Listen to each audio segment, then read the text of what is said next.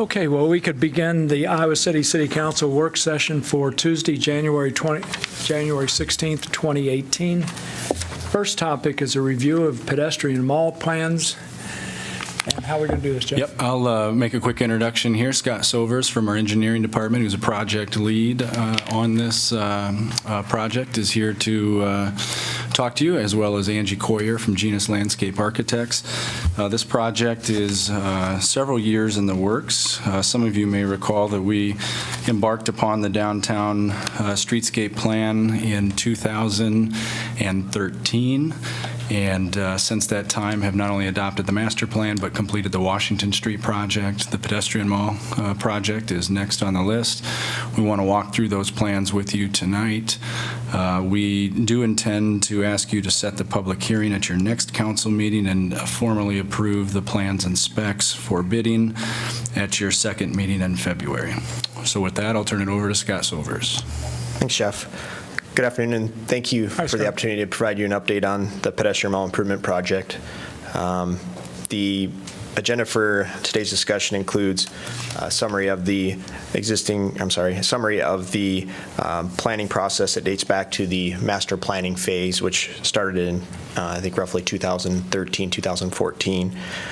Next, the existing conditions that are present in the pedestrian mall, a brief synopsis of the proposed improvements, the incorporation of secondary destinations within the pedestrian mall, the proposed construction phasing and staging, probable cost opinion and summary of the budget, the existing budget, and then followed up by question and answer. So with that, I'd like to turn over to Angie for starting out with the planning history.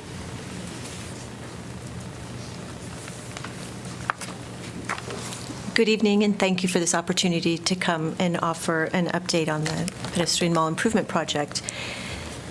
So just a little bit more detail behind the planning history. Both Jeff and Scott indicated it began really in 2013, but I wanted to just offer a couple more thoughts on the public outreach effort that has occurred.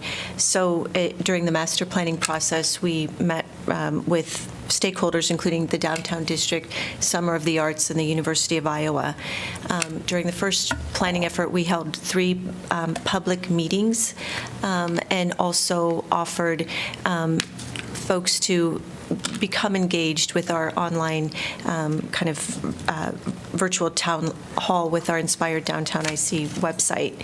The design team came and observed use across the Ped Mall at major events, including the Iowa Arts Festival, as well as during a home football weekend. And again, as Jeff indicated, the pedestrian mall streetscape plan update was adopted in 2014. We then moved right into schematic design efforts, which included Dubuque Street and now the completed Washington Street, and held 1 public meeting for that design phase.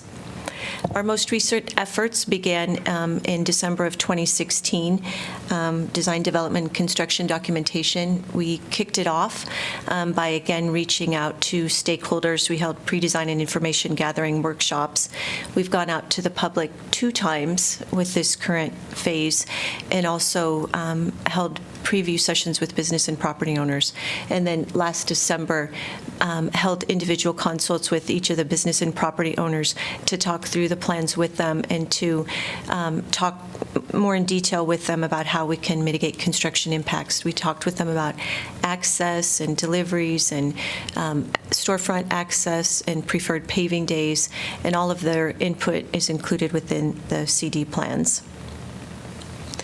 So just a quick review of existing conditions and the need for the project. Always existing conditions begins with all of the great things you all know that you already have going for you. You have, as shown on the slide, the weather dance fountain and the fixed play structure already draws on their own. This project protects the fixed play structure and surfacing in place, so that kind of footprint is not touched, and then improvements are made to the weather dance fountain. You all know you already have the great draw with the locally owned independent businesses and restaurants, and then your great pedestrian scale that we as a design team had the great benefit of inheriting. throughout the whole process over the last 4 to 5 years, we consistently heard about the paving and the uneven surfacing and the slip conditions of the existing clay brick. One of the first things the design team did was take a look across the whole study area and identify all of the areas which are shown on the slide in red, where areas where the sidewalk pavement cross slope is not currently compliant with Americans with Disabilities Act's current legislation. As you all know, site furnishings, the kiosks and the light pole bases are showing signs of deterioration. And then the image on the right shows the crosswalk at Clinton and College, which also, again, does not meet current accessibility requirements. We're also addressing the limestone planter walls that are leaning and shown separating in the two images on the slide. So summary of design, I'll hit on kind of 4 broad areas before I offer more detail on the secondary destinations. Our overall design goal from day one and throughout the whole process was to maintain that warm character and scale that you already have. Again, important to replace aging infrastructure. We have tree mitigation plan, which I'll talk about in detail, consistent with the very first plan and concept plan in the master plan was introduce layers of lighting. So we engage users during the evening and nighttime hours. Full paving replacement is proposed, and then new site furnishings. So this slide shows the overall proposed plan, and beginning with utility upgrades and the replacement of aging infrastructure. New water main is proposed. A new 12-inch water main is proposed along the entire north section of Dubuque, and then a new 8-inch water main on the east section of College. We're bringing in new telecom lines, enhancing the storm sewer system, and then bringing in all new electrical. The multi-layered lighting framework includes new pedestrian pole lights. So we're meeting our functional and security lighting first, and then we're coming in with other layers at the ground plane, tree up lighting, public art lighting, story walls. We've introduced story walls. You may have heard that concept before in some of the presentations. They are introduced to terminate a view or to screen a utility transformer, but then they share the history of the space. Angie, I know we have at least one new council member. A lot of this might be unfamiliar. And I'd like you to slow down a little bit as Okay. you're going through the material so Okay. that we have a chance to absorb what you're actually referring to. Yes. Do you want me to repeat anything or go back, or? No, just go Maybe forward this is from for the the- benefit of all of us. I don't want to Okay. be singling out us. Yes, But yes, okay. Anything I should repeat so far? No, okay. So, and I'm going to offer more slides on the multi-layered lighting framework, so a couple more slides will come about the lighting. I don't have more slides on the utility upgrades, so if there's a specific question I could answer about utilities now or at the end when we turn it into Q&A. But I will add more images about lighting. And I will also offer more slides. This slide is kind of an overall general summary, and then I'll break it down with subsequent slides. So secondary destinations, kind of the real heart of the project at the Weather Dance Fountain is the introduction of a new permanent stage canopy at Weather Dance Fountain. And again, I'll have a series of slides that represent its design intent. And then we also are introducing a shade structure at Blackhawk Mini Park. I'll follow in the presentation images of the 2 story walls that are proposed. Again, full paving replacement is proposed from building face to building face, and then all new site furnishings. And in a subsequent slide, I'll show you images of what those will be and then counts. Limestone planter walls will be repaired, and then we're enhancing, with the repair of the limestone planter walls, the planting areas actually kind of grow. So we increase our overall site permeability as a result of that.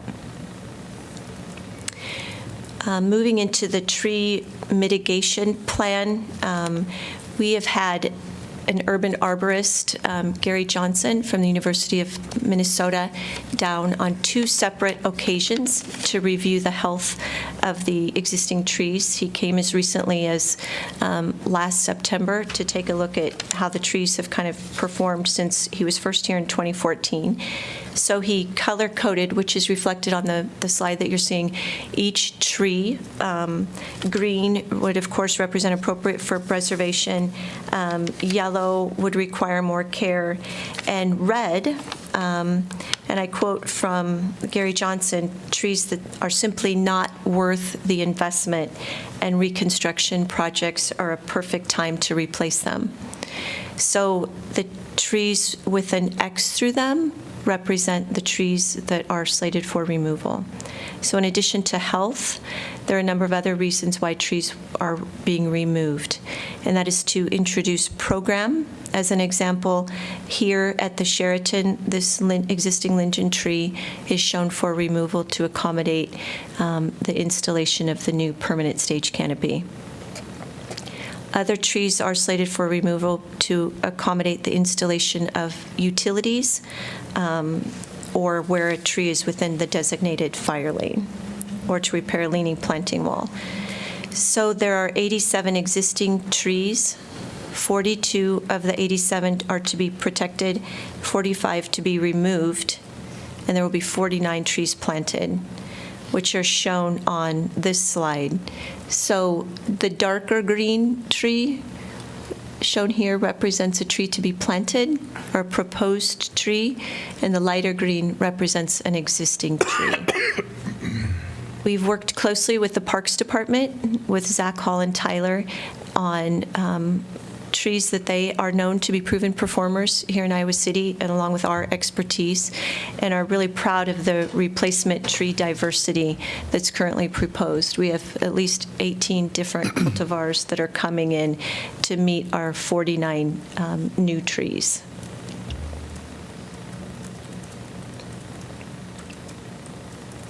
With that, I'll move into the proposed lighting framework. In the first place we start with lighting is always how we're meeting our functional and safety light levels. We are proposing removal of all of the existing globe lights and multi-globe lights, and coming in with a replacement light. This is the Bega light that we're proposing, and this shows the Bega light that was actually mocked up at Blackhawk Mini Park. I'm hoping many of you saw that. But every yellow dot shown on the plan is the location for a new pedestrian pole light. We're also enhancing the electrical system for events across the Ped Mall, and there is a power pedestal that's shown here, which you also would have seen installed along Washington Street, being installed in the planting areas. As we move from functional light levels into kind of layers of accent lighting, we have 4 different types of accent lights proposed. We have tree uplights, shown in kind of the purple, and story wall uplights, public art uplights, and then a wayfinding kiosk lighting. So our 2 story walls, again, detail on those will follow, are shown here, screening the transformer at Park at 201, and then at the west section, screening the transformer that's viewed from Clinton Street. Public art uplights, we're relocating solar marker and balance in place art pieces that are currently in Blackhawk Mini Park to this north section. And we have uplighting of Tickle My Keys over on the east section, and then uplighting of the art piece Jazz. We have 2 wayfinding kiosks proposed, one at Clinton and one at Lynn. You might be familiar with the wayfinding kiosk that was installed last fall along Washington Street, but we take that same vocabulary and welcome folks into the Ped Mall at Clinton and Lynn. And the tree uplights, again, you can see are kind of concentrated where we have seating or secondary destinations. We're also retrofitting the existing nozzles at Weather Dance Fountain, and we will have fountain lighting now as part of Weather Dance Fountain. So that represents the kind of red dot right in the heart. And then our two structures that are proposed at Blackhawk Mini Park and the Weather Dance Fountain are designed with integrated architectural lighting. We have all new site furnishings as part of the project. This is the proposed Neo Liviano bench that comes at a couple different lengths with intermediate arms. The plain wall bench, which affords the continuation of the benchmark project. Fixed table over at the public library, and then movable tables and chairs, which you already have at Blackhawk Mini Park. So the design proposes a range of seating types, fixed benches of two different types, movable tables and chairs, fixed tables, and then also the seat walls. We also can fill seating needs. The wayfinding kiosk I just mentioned at Clinton and Lynn, and again, new trash receptacles, the big bellies, the 4 that you have are going back in. We have 1 drinking fountain proposed over at the east section by the library, and then bicycle racks. So we are increasing our bike count by about 13 or so. The existing clay pavers or brick clay pavers are being removed and replaced with a precast concrete unit paver with a higher texture, so there's greater slip resistance. The bulk of the paving will be in a similar color range as the existing kind of red clay that you already have. And then we're breaking up those fields of the reddish color with 3 different tones of gray, precast concrete unit paver. So now I'd like to offer a little bit more detail on the secondary destinations and the kind of specialty features that are part of the plan, beginning with the permanent stage canopy located at Sheraton Hotel. So it's an enlarged, covered performance space with integrated lighting. It's centered on Dubuque Street, so it terminates that view corridor from the Washington-Dubuque Street intersection. It's designed to be very flexible with multiple lighting and banner configurations. As a point of comparison, you can see the existing stage configuration approximates about 475 square feet, and the proposed stage configuration approximates 575 square feet. So the stage, but then the canopy, as you can see, is centered on the Dubuque Street corridor. So here's the center line of Dubuque, and circulation is still afforded behind the permanent stage canopy.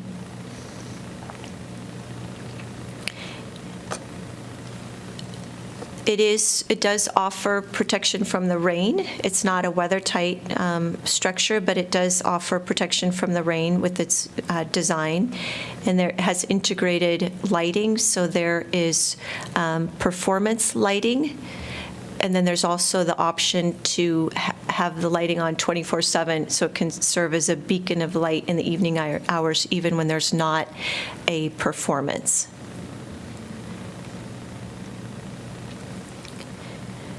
It also, we had a number of meetings with Summer of the Arts in downtown district, and it has adjustable or multiple banner configuration options with a single banner option or multiple banner options at varied heights.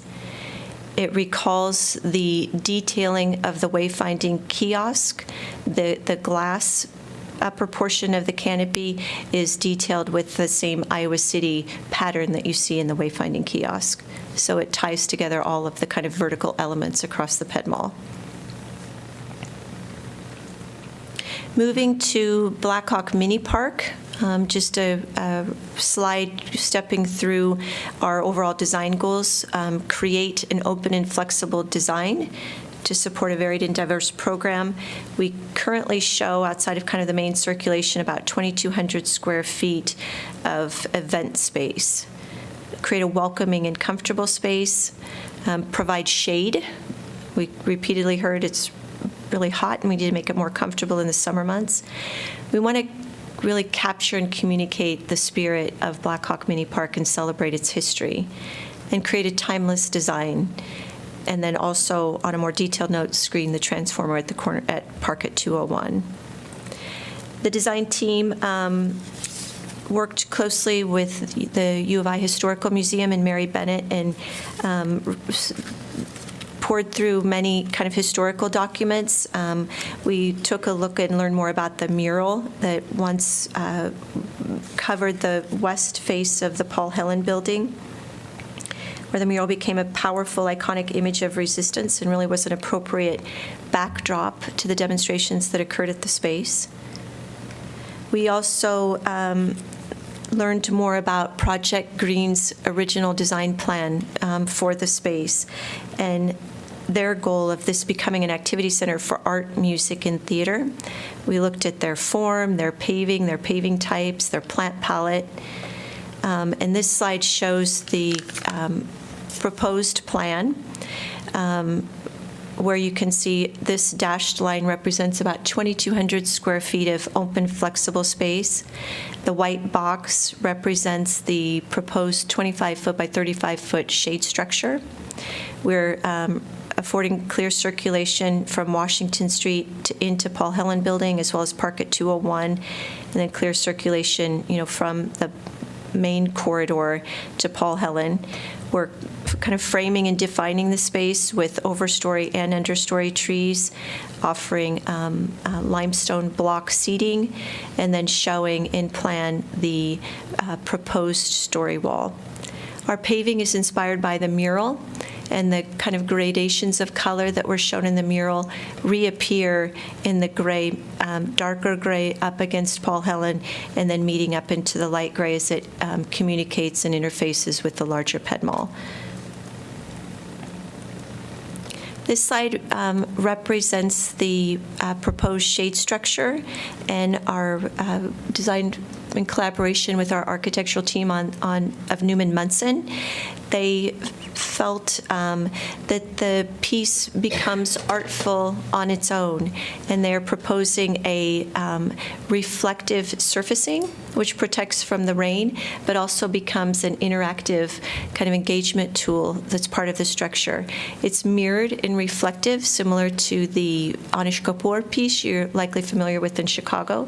So the underside is meant to be artful and interactive. Accommodates movable tables and chairs, so during an event or program, this whole space really becomes programmable. The Jeff Koons piece that you're seeing is not really going to be there, though. The purple dog. This is another view of the shade structure, looking right into the Paul Helen building. We want the story of Black Hawk Mini Park and its history to reappear in many different forms and not be restricted to any one location. So we are proposing interpretive panels that can be mounted onto the columns of the shade structure. They can be changed out, so different stories can be told and celebrated. Right now, we are looking at 3 different panels on the south side of the column. We can share the history behind the mural. We have a Spirit of Black Hawk interpretive panel. We have a Project Green panel where we talk about the history behind Project Green and their original design. And then we have a third panel that's described as the People's Park, which resulted from a 1977 council meeting where citizens came and revolted, would maybe be a fair word, and kept the space as a park instead of development. And we have a great quote that says the citizens revolted and the park stays. So we'd like to celebrate that unique history of the space. The story wall proposed at Park 201 is meant to be a timeline that celebrates residents who have shaped and influenced Iowa City. So it's a timeline that moves in a similar fashion as the original plan for the park. We've worked closely with a group of local historical experts, but we also had an online survey where folks from Iowa City could nominate folks that should be celebrated on that wall. So we've broken that down into about 19 persons in 5 different themes, as you can see, celebrating community contributors, discovery, commerce, education, and culture.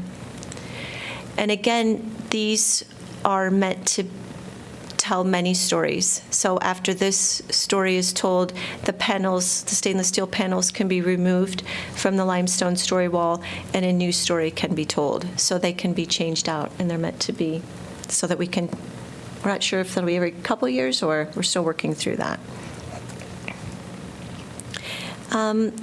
Moving to Clinton Street entry, and I apologize for that extra S up there in Clinton Street. So just wanted to share a design plan for over at Clinton Street and the second story wall.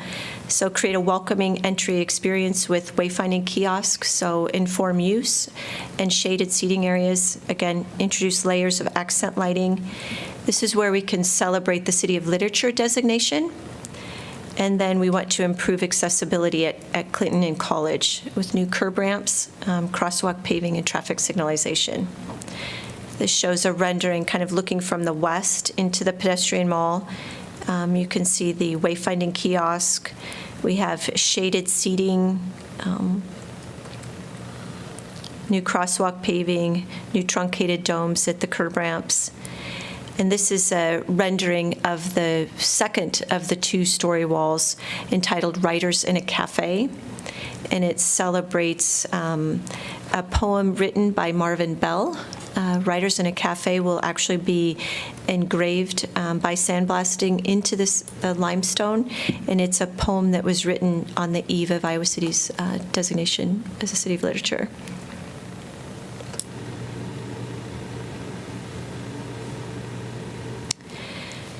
Construction phasing. It's a 2-year construction period. The North Phase 1 in 2018, East and West phases or portions of College in 2019.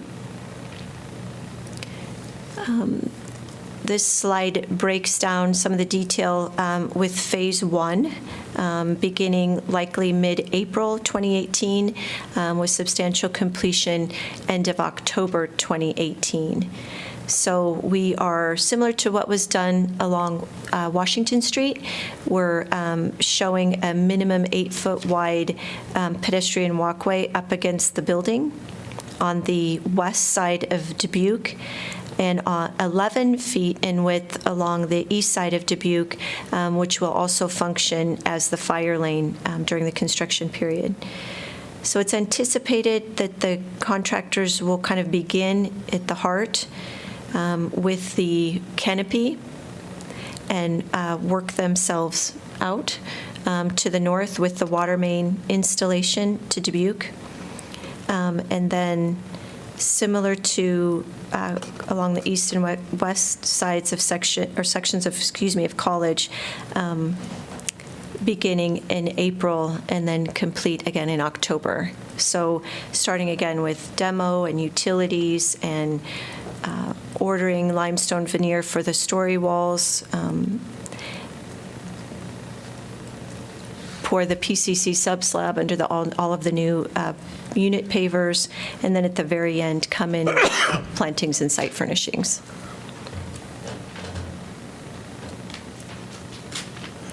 Summary of probable cost. And with that, I'll turn it over to Scott.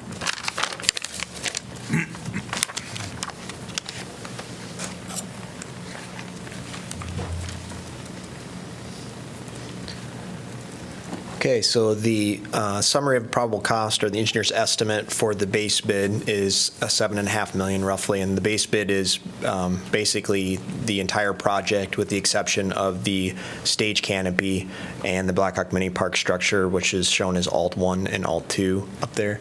The stage canopy is roughly about $900,000, and then the Blackhawk Mini Park shade structure is roughly about $150,000. The budget for the project, we have about $6.8 million in GO bonds funding the project, with the balance coming from utility accounts.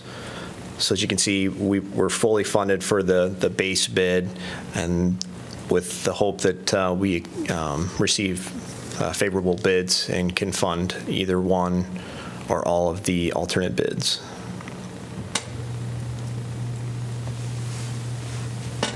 Next step, I think Jeff kind of hit on this earlier, but the plan is to set the public hearing for the next council meeting on the 6th, with the intent of having the public hearing at the February 20th meeting. Bids would be then due at the March 27th meeting, and then award at the the April 3rd council meeting. With that, we'd like to open up to any questions you guys may have. Scott, could you go back 2 slides, please? Sure. Yeah, that one. I want to linger on it Sure. for a second. Yeah, absolutely. While you're looking at that, I think I'd just offer a comment. This is the type of project that we don't want to be doing again in 10 or 15 years. And I know we've had a couple of PEDMAL projects over the last few decades, but they haven't sufficiently or in a comprehensive manner addressed all the underground needs and all the kind of the sub-base needs of the roadway itself. So what I've really stressed to Scott and the design team is that you've got to take care of the underground stuff, and you've got to do it right so that we don't have to get into this again and again another decade or two. The above ground stuff, the stage canopy and the Blackhawk Mini Park structure, things like that, those are a little bit easier to come back in and add without a whole lot of disruption to the downtown, but you can't really go in and upsize a water main without ripping things up again. So I think what this approach does right now, it gives us a very, very strong foundation underground that should serve the community well for many years, and again sets us up to allow for the evolution of the above ground stuff without a whole lot of disruption going forward. As Scott mentioned, we're kind of crossing our fingers on the bids. We've had some major projects that have come in well under bid, and we're hoping that that streak continues, and we're able to grab the canopy or the Blackhawk Mini Park structure, or maybe both with this, but we're going to bid them separately just so we understand exactly what those costs are. I think along those same lines, I guess I want to note that with the base bid, we are also putting in the foundations for both the stage canopy and the Blackhawk Mini Park structure. So those foundations will be there, so we won't have to tear up the new brick paving that we're putting down. What's the plan during 2018 when you're working on Dubuque Street, okay, the north-south part, in terms of pedestrian access along there to get to the east-west parts? Because I've already started hearing from, restaurant owners and business owners along, particularly along the east-west part, that they're going to be impacted for 2 years. And so making sure that a lot of that foot traffic does come Sure. down Dubuque Street. So the plan is to, up against the buildings, have an 8-foot, basically on the west side, an 8-foot walkway.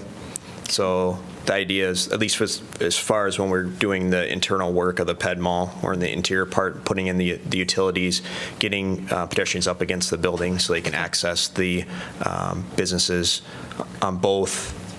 That would be for both phases. Okay. Thank you. You said you would, the concept is to begin at the stage and work north in Correct. 2018? Mm-hmm. So what's the construction schedule for the former Sheraton? And, are you taking that into account? Right. That's kind of the reason why we're starting Yeah. at the stage and fountain areas, to try to get that done before they open back up, or kind of maybe not necessarily before they open back up, but on a similar timeline? They're targeting June for reopening, so the sooner we get in there and sooner we can get out and hopefully not have a huge mess at their front door when they reopen. When considering the lamp posts that were made, was there any thought going into it based off of the 2016 tragedy that happened the night the Cubs won the World Series when the student fell off? So what's the safety of those lamp posts look like, and maybe what if any consideration went into that? So I do know that these poles and fixtures are a lot more sturdy. I believe the globe fixtures that you're referring to, the globe itself is just plastic, and over time they get very brittle. And so I think what happened is that broke, and then that particular person had fallen off. But so I don't think we'll have that problem, because these are solid steel posts with some solid fixtures on them.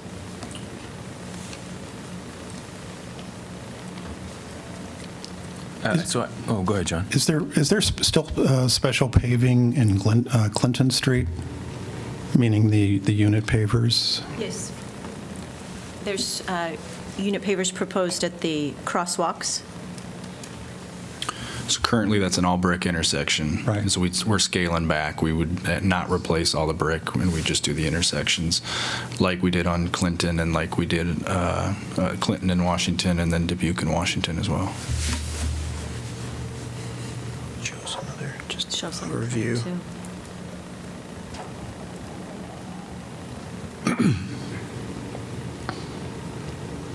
So it kind of shows there. So here's the proposed precast concrete unit paver and plan Okay. at Clinton. So I missed the conversation because I stepped out for a little bit because I was coughing profusely around kind of the electrical piece that you talked about here with the power pedestals, and planting areas. My question is kind of for Jeff as well. You know, what's the change in kind of the utility rate as we think about this, and also the lighting and other things that are affixed to the canopy? Like, what will change from a city cost standpoint in regards to use of those areas? I think from a city cost standpoint, although we're increasing the amount of lighting, I think the cost we're paying for that would be reduced, because what you see out there now is not LED lighting. This would all be LED lighting, so you'll see a cost savings and a reduction in our overall consumption. The electrical system downtown, particularly in this area, is woefully inadequate. We constantly have problems with cart vendors and musicians struggling to use the existing system. We also are limited in the types of accent lighting, so think holiday lighting that we can do, because the system gets overloaded, it can't handle it. So what we did on Washington Street seems to work very well. It provides that power opportunity at each planter, which made for some nice holiday lights this year, but also gives a lot of flexibility to event organizers and where they can set things up. So to that point, that's my next question, or actually probably was my first question, is not saying this is a possibility, so I'm thinking of it as a hypothetical, but as we were talking about the food trucks in a conversation we had months ago, we would have the electrical capacity to allow for, food trucks all along Clinton Street and or Dubuque Street, because I know that one of the concerns was that the power grid wasn't where it needed to be to support many of the food trucks on the Ped Mall. And there's other reasons, but that was one of the reasons. Would we be able to do that with expanded capacity? I think what we've planned for is just with I can't remember how many food trucks we have down there, but just with the existing number of food trucks that we have at the intersection. So we plan for what we have. You're talking, just want to make sure we're on the same page. We have the carts that are down there. Yeah. And Oh, I'm sorry. You're talking the actual trucks. I'm talking about vendor Yeah. carts, sorry. My apologies. Yeah, I think we'd be able to, have power for those folks. For food truck. The other question is in relation to the Blackhawk Mini Park. So, and again, I'm just looking on it based on what you showed. It looks like we've reduced the amount of usable space with the whatever it's called, reflective. Oh, the structure? Yeah. The canopy? I guess, I know you've been talking with Nancy. I know Nancy's here at the downtown district. I mean, I've been interested in a lot of the different things that have happened within that space. So my question is, and maybe Nancy can answer it as well, how does that change the current programming, whether or not it's going to continue? I know that, obviously the current winter pop-up occurred there. I think that we may hit that reflective mirror there if that was the case. And so just interested in how that it would change or be incorporated or what. Sorry to put you on the spot. Sorry, Nancy. We've worked with Angie and Scott to look at those elements, and our general guidance has been, we'll work with anything that the city wants to do. We'll work around it. However, the pop-ups do fit underneath the canopy as it is now. Okay. So So I guess one thing we forgot to mention is that canopy is fairly high. So that's just to make it, as Angie has shown, more flexible, usable, so you can put tents, So the the intention. pop-ups underneath it. So, I mean, are we looking at a relative size to what it's going to look like, or is it going to be a lot larger in comparison to the building to the right? Or a lot higher, excuse me? This rendering is true to the proposed design, and there have been great studies of its overall height and tying it back to, so that it talks to not only the Paul Helen building as well as Park at 201. So I think that the kind of top of it, if I remember correctly, is complements, I think, the top of what your Prairie artwork was Right. recently. So we've studied it considerably, to accommodate the events that have been occurring over the past year. Which I believe is Yeah. basically the second floor of the Paul Helen building. Okay, Is the that's what I top of wanted. the structure, just for reference. I don't remember the details of the canopy as it was proposed several months ago, but this looks a little bit different. Is it different? It does look different because of the introduction also of the reflective surfacing. Yeah, and I definitely knew that Yes, wasn't in was the new. previous one. Has evolved. Again, the hopes that this becomes an art piece on its own as well and invites engagement and interaction. And the mysterious dog is new. Yes. And also protection from the rain, too. Before, it was a metal grate, which was similar to the materials proposed at the permanent stage canopy. So similar to the Purple Dog, there would be space to continue, like with our public art, to have artwork displayed in there. Probably not the canopy that we had recently, but other artworks, other forms of artwork could be displayed there yet. Yes, so this whole footprint is open, flexible space, but also it's hoped that underneath the canopy is programmed as well. It looks to me like one could creatively design around the canopy and That is under certainly the canopy. intention, and has driven all of the work of the design thus far. Yeah, I think there's been some discussion about actually hanging some art off of the top of the canopy as well, so we've sized the structure to be able to handle that. I've been trying to track the budget on this project over at least the last 2 years. And what I was seeing last year was $6.2 million for construction, and now we have budgeted 7.8. You're right around that figure. Is that due to the pavement replacement? What's driving the increase? Yeah, so let me go back to the budget slide. Yeah, I think in the initial estimate, we weren't including full pavement replacement. And as we got into the design, we realized and just looked at the existing pavement condition that it'd be pretty hard to kind of piecemeal the pavement replacement and make it look like a uniform surface. And then also take care of the ADA non-compliant cross slopes.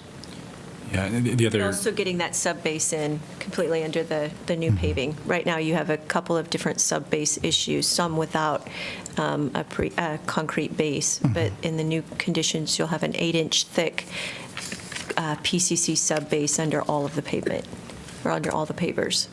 We're essentially treating it like we would a brick street replacement. Just putting a concrete street down with the bricks on top, and that'll last for a long time. And fixing the grades Right. as well. The other expansion of the scope that wasn't always anticipated was the College Street intersection. We always anticipated ending at the Ped Mall, kind of at the sidewalk there on College Street. And then the more we analyzed the condition of that College Street intersection, we realized that we need to address that as well. So if you go out and you look at the bricks in the street there, pretty poor shape. On the west end there? On the west end. So we brought that into the project, which certainly pushed the budget.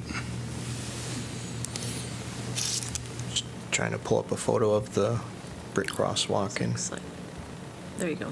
This is. yeah, so you can kind of see that the brick is fairly uneven. Some of that brick is actually starting to deteriorate in the intersection. I was also wondering, what was the rationale behind the three-armed Plainwell benches as opposed to more traditional two-armed benches?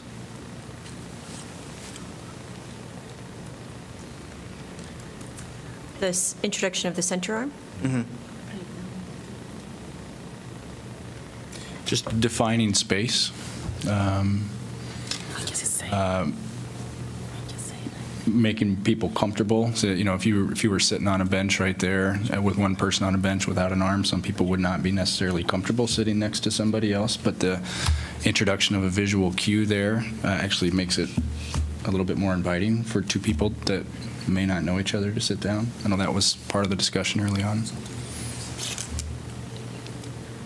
I just would like to ask, is there is any breakdown for the budget? I just would like to see like different item, how much it cost. Sure. We do have that. We have a itemized engineer's estimate that we can provide. Definitely. On the Blackhawk structure, was there any public process where this was vetted through the public? Did it go through any committees? Has it come to council before today in terms of this proposed structure? I guess I don't remember ever seeing this or seeing any other alternative proposals. What was the process like to get to that particular structure? I'll jump in on that real quick, Scott. So you'll recall a couple of years ago, we presented plans to the council with the Balmond Art Project. Yes. At that time, the council decided not to move forward with that project. We had a work session that followed to talk about where to go next, what the next step should be. And we, as a group, decided that there would not be another kind of large art project proposal that we would seek. The council guidance at that time was try to keep the space open and flexible, and yet still meeting some of the design objectives. And one thing we've heard loud and clear is the need for shade in that area, that we continue to hear that. So this was an attempt to meet that design guideline, to provide some shade and yet keep the flexibility of the space. In terms of committees, we did not assemble a committee, but Scott and Angie have held a couple of public meetings downtown where this structure has been introduced in the plans, and we've received feedback on that and adjusted accordingly going forward. I think one of my main concerns, we're in the midst of budget considerations, and I think the city, the staff, the council have done a great job developing a number of mandates on a whole range of issues, which each have their own budget demands. And so I'm looking at the project and I'm seeing an increase in cost. So we have opportunity cost issues. What are we spending the money on? How do we prioritize and so forth? I mean, I like the project in general. I think the key issue, there are two key issues in my mind. One would be the pavement. I think that clearly was something that there's a question of safety, and I know that in terms of prioritizing projects in the downtown, the idea was safety and infrastructure. So I think that's true to the master plan. But at the same time, I feel if we're going to do all the paving and try to stay within budget, given the budget that had been established, and even the 6.2 million was quite a bit more than was estimated in the master plan. So we're seeing escalation of costs, and so at this point, I know we're given the schedule. My thought is, I hadn't known what the bid alternate structure would be. I would certainly support the idea of the bid alternate for the shade structure. I think there are other ways of providing shade that actually may be more welcoming in some respects in terms of, the space, trees, colorful canvas canopies over the tables and so forth. I think there are other ways of doing that might give a little bit more flexibility in terms of how the ground plane is used. But that's a bit alternate anyway. I'm just not as interested in the long-term awarding it. There's still a little bit of special paving in Clinton. I don't know that I thought it was going to be the whole deal that we have now. It's been reduced. I frankly don't see any value in that at all, given the needs we have in this city. I noticed even the work on Washington, it may have been the contractor's crews, but there are crews going in and repairing what we just put in. So I'm, feeling, what's the public benefit there? I'm not sure that there is one. And then I really did feel from a programmatic standpoint, the stage was worth pursuing. I mean, the existing design did not really, it's not well adapted as a setting for performances. And I hadn't realized that was going to be a bid alternate. So, that seemed to me programmatically to be the big change.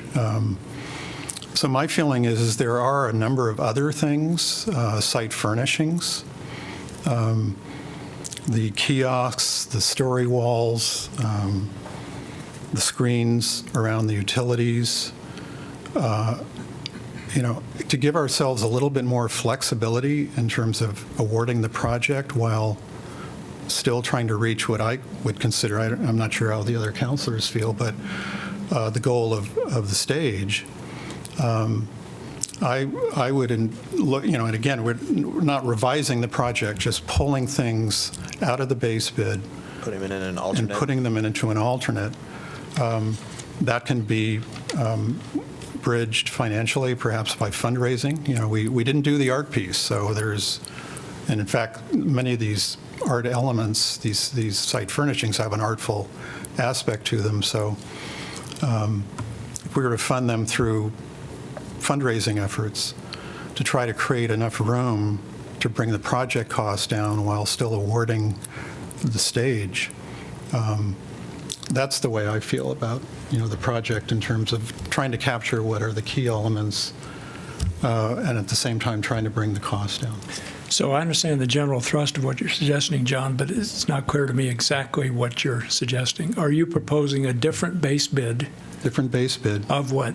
Do you have a number in mind? You mean for the cost? A different base bid in terms of the scope? A different base bid instead of the current, what is the base bid now? 7 Can I ask a whatever? question before you even try and answer that? Sure. What does that do to, if we were to try and change the base bid and put some of these things in as alternates, whatever they are, like John is suggesting, what does that do us logistically in terms of a time frame? Depends on what kind of changes you want to make. If you want to just pull 15 benches out, we can give you a cost and what you're going to save there. If you want to take the brick crosswalks out on College, that's not too difficult. If you want to get into lighting and some of the story walls and things like that, that could get a little bit more complicated.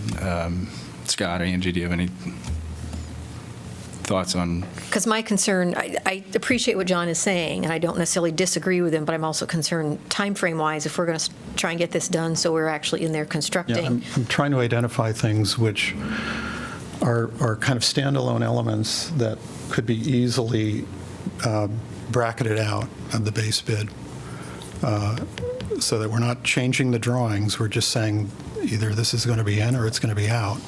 Now, some of those things may have minor modifications required if they are taken out. But, and maybe I would open up the question to see what things could be easily, changed in the contract so that we could reduce the base bid cost. There's a lot of complexity to the lighting. It's interesting. Again, trying to measure the public benefit of that is a challenge, I think, for me. But my principal concern is this project has just significantly increased in cost, and the lessons I learned from the block party and from our discussions about Blackhawk Mini Park is, the Ped Mall is the frame, the picture is the planning, and the programming. That's what's important, not so much the elements going into the project. It's about how we program spaces more than the physical elements that we may add to it. John, you're making a strong point, but it's not clear to me yet whether other people agree. Okay, so the basic point I hear you making, or the claim I hear you making, is that you believe we should receive a base bid, a revised statement containing a base bid, and then identifying several other elements that could be treated as alternates, basically, and that you'd want us to make judgments about whether to include the alternates or not. I mean, I think that's what I'm hearing. Yeah. So if that can feasibly be provided, we could do that. The big question, I think, is whether we like what's being proposed and if we do like it, then we can make judgments about whether there are any parts of it we want to scale back and have done a little bit later or something like that. Do we have time to do that? I mean, But the plans and specs have to be ready for the public hearing for your February, was it 6th council meeting? So if you can't make that decision tonight, if you need more time to consider the plans, it is going to set things back, whether that's 2 weeks or a month. It just depends on how long the discussion is. But if you can identify some things tonight that you think you want to strip out, then there's a possibility that we could stay on schedule and just adjust the plans and specs before we set the public hearing on the 6th. My other question is, Jeff, you kind of alluded to this earlier, is looking at it, you're talking about, is it 3 separate bids where we have alternate 1, alternate 2? Yeah, so the contractors will bid the base bid, and then they'll separately price each of the alternates, and then we'll have the option, depending on how the numbers come in, whether to grab, we could say base bid plus alternate 1, base bid plus alternate 2, or base bid plus both. Okay. The reason why I asked that question as well is I think, again, you alluded to kind of in your introduction that there could be some wiggle room. Will we have an opportunity to come back before us? If, for example, you said if it was a lot lower, I think to your point, John, it's substantially gone up. If it was to say, be at that 6.5 range, what it would come back at, is there any type of conversation that comes back to us, or we need to make a decision based on what we get at that particular time? Yeah, you would make a decision at that particular time. The one thing I would say, if you were really wanting to do, say, the Blackhawk Mini Park structure, but you didn't feel comfortable doing that because of financial reasons, however the bids came in, again, as Scott mentioned, the foundation work to support that structure is going to be done. The idea is that you could come back in 2 years, 3 years, 10 years, and layer that improvement on with minimal disruption. So keep in mind, this is a 2-year project. We could come back in year, go back and rebid that structure and actually install it at the tail end of the project as opposed to the first year of the project. So you'll have some flexibility. You have to identify it as an alternate at the front end. Okay. You can't say, okay, our base bid came in at 7 and we want to see if we can negotiate down to whatever by getting rid of some stuff. You can't do it that way. You have to identify those things that you want to have flexibility on as an alternate. Okay. So I guess I'll start first. I mean, I'm supportive of this project moving forward. I am, I'm glad you articulated, Jim, the change in the Blackhawk Mini Park piece, because that was a little bit different, or maybe a lot different than what we had seen beforehand. I would say, to Jeff's comment, I think it does speak to some of the issues we have heard. I had some issue with the programming piece, and hearing Nancy say that they'll work around it and be creative around it. I feel differently. It presents an artful element as far as whatever you're doing, kind of below there. The piece that I guess the only concern I have, and I think this is something that could change with the story wall and some other things, is just the diverse element. And so you showed me a really, amazing picture, if you want to go back to it, in relation to kind of the protests that have happened there and some of the other things that have happened there. But to me, when I looked at Black Hawk Mini Park based on your renderings afterwards, I didn't see that. And so if I'm thinking about, I'll be honest with you, outside of this conversation, I didn't know a lot of the history of Black Hawk Mini Park. It'd be very interesting to me as a new resident or even a resident that's been here a long time to know what this place is about, to know the historical implication and see that in the story wall and see the diversity spoken into the story wall as well. So that would be my only, I would say, major concern, because to me it's an open programmatic place when I feel like there's a history there, enriching history that can be brought out a little bit more effectively. And it could be in the story wall. It could be in some of the things already shown here. I just wanted to give my 2 cents in regards to that. But I'm okay with moving forward currently as it's being proposed. I'd like to make a quick comment about the design for Black Hawk Mini Park. That was a major topic of conversation with regard to when we were doing the streetscape design, and then later on with regard to the art piece for the Black Hawk Mini Park. And I've always believed that site needs to recall the history of Black Hawk Mini Park, why it was created, what's taken place there, the fact that so many speakers have spoken there and demonstrations have been held there. And I think this design does a really good job of evoking that history, so long as there continues to be space for people to do the same kind of thing, if they want to, right? So I like what I see here with regard to Black Hawk Mini Park. I think it goes in the right direction.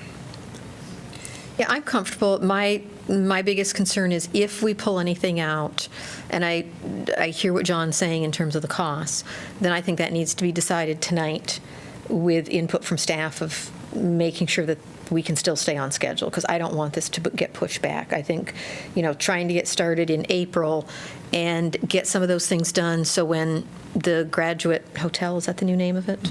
Okay. When they open, that we're roughly in the same time frame in terms of the area around the fountain and everything, and can kind of be moving away. I don't want to see this push back a month or two and not break ground till May or June. Yeah, I think the other challenge we'll have with pushing it back is contractors get busy, and so we'll see inflated prices, which is counterproductive of what we're trying to do. Right. So Scott, you did say the base bid would be $7.505 million. That's and correct. And the alternates would be in addition to that. Is that correct? That's correct. Yep. Yeah. So are there any other, is it possible for the staff to identify tonight any other key elements that would make a meaningful financial difference in the base bid if they were pulled out of the base bid? Pull up the overall view here. Maybe we can take a look at that real quick. I mean, I think just for information's sake, I'm not saying I really want us to do that, because that may be too complicated, but I think we need to know. I was just going to ask that.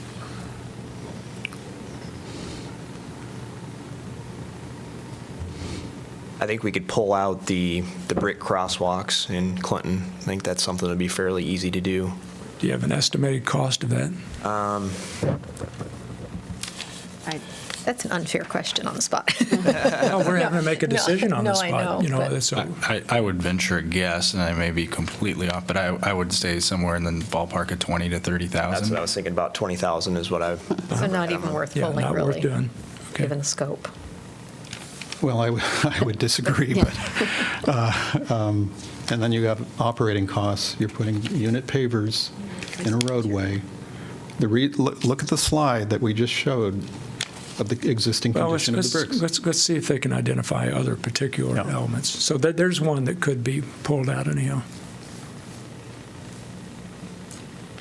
I mean, I think we could pull out the story walls, but I think that's going to take some work, just identifying how we do that, and probably some significant changes to the plans. I think mean, that's a big- I think they're both very valuable. I'll just say that it's the City of Literature. The quote, the what is it? Cafe. What's the title? Writers in a Cafe. Writers in a Cafe. It's a wonderful poem by Marvin Bell, and the other one tells that history. Yeah, at least I would in say. a very abbreviated form. No.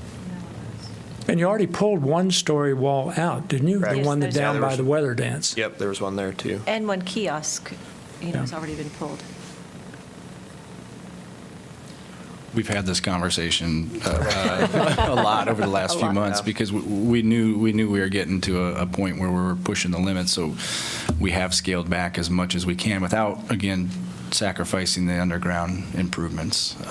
It's hard for me to look at this and say there's much, tree up lighting. Yeah, I guess we could do it. But you get into the whole electrical system. I don't know that we can. I say go with it. Yeah, I mean, I guess I would have concerns about the changing from the brick pavers that you have there, because I actually enjoy the fact that that entire intersection is all brick. But, I understand scaling back a little bit because, correct me if I'm wrong, on that corridor, or not the intersection to the south? You mean the Clinton Street? Yeah, the Clinton Street, That's west. Washington Street intersection. That's to the north. proposed as being all brick, right? No, that's just the crosswalks. As you go up to Iowa, that's all brick. But Clinton is just the. Okay, maybe I was thinking Iowa. Sorry, Washington is just the brick sidewalks. Okay. That's probably something you could eliminate by change order if you wanted to. I mean, it's such a minor piece of the Yeah. entire project, it wouldn't be something that would. In the Blackhawk Mini Park, that paving that you talked about reflected the colors in the mural. Does that add quite a bit of an expense? Because I don't see that caused quite an uproar when that mural disappeared. And I don't know that newer people to the community would really realize that those colors reflected the colors from the mural. Does it add in cost to it to do that? It's the same paver as we're doing throughout the Ped Mall. It's just a different color and a different pattern. Okay. So it's not a different size or different thickness, where every paver is 8 centimeters thick, but we're just bringing in different color and different pattern, which we highly recommend to break up that expanse and make it feel more pedestrian scale. So what fraction of the cost is contributed or comes from the pavers, the new pavers, and the underground work with regard to water, electrical, and stormwater runoff and so on? It's got to be a large percentage, but I don't know what. So the paving is basically 1.8 million. That includes some slab, steps, granite, granite replacement. So yeah, that's one of the things we didn't really mention in the presentation. There's some work that we're doing on the fountain itself. I mean, some of the granite pieces are broken, so replacing those, regrouting, all of that, replacing the trench drain around the outside, just kind of cleaning that up while we have the opportunity. So 1.8. So yeah, we're talking about 1.8 million in the paving. Let's see where the lighting, let's see what the lighting is, just for reference. Does that have in here?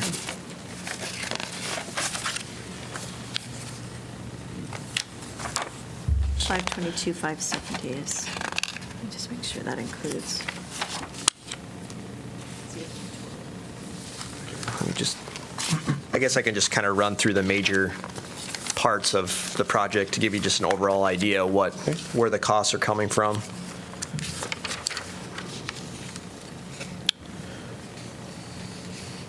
So site clearing and demolition is 1.3 million.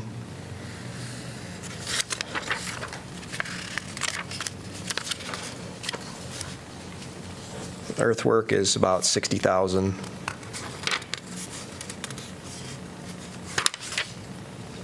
I'm sorry, 210,000. And the paving is 1.8.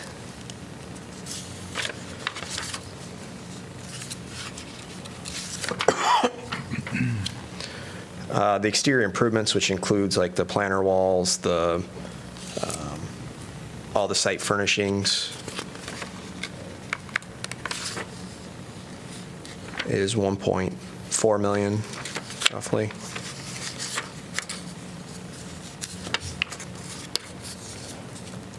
Those are the footings for the structures. Okay, and then for the Blackhawk Mini Park footing is about 10,000, performance stage and canopies, 33,000 for the footing.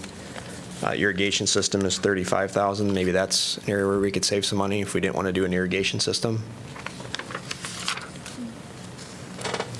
Planting is 222,000.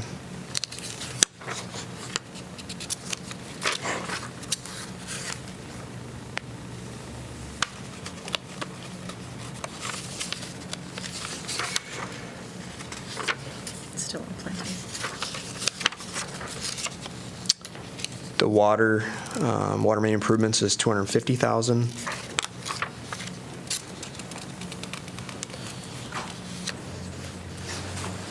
Storm drainage or the storm sewer improvements would be $208,000.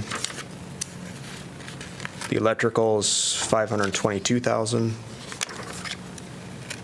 which that includes all the lighting. And then the telecommunication network in terms of the installing the conduits for use by other utility companies for lease is about $193,000. I counted like $5.5 million in maybe 5 separate categories: the land clearing, the paving, the water, the stormwater, electrical, and one other thing that the exterior installations. All right. Well, all right. So we can't just talk about this forever. So what do you all have a preference? I like what I see, and I am persuaded by John that maybe there are some other elements that could be identified. If staff could do that, you could come back to us with those identified. But in general, I like what I see. I think we should move ahead.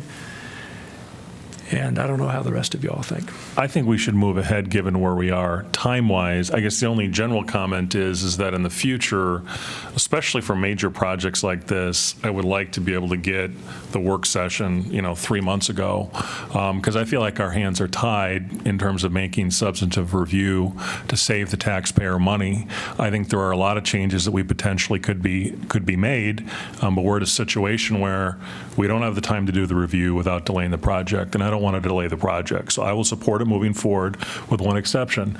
I do not like the Black Hawk Mini Park structure. I don't like the fact that the public has not had an opportunity to weigh in terms of a committee. I don't like the design. I don't like the cost. I do like the fact that there's shade.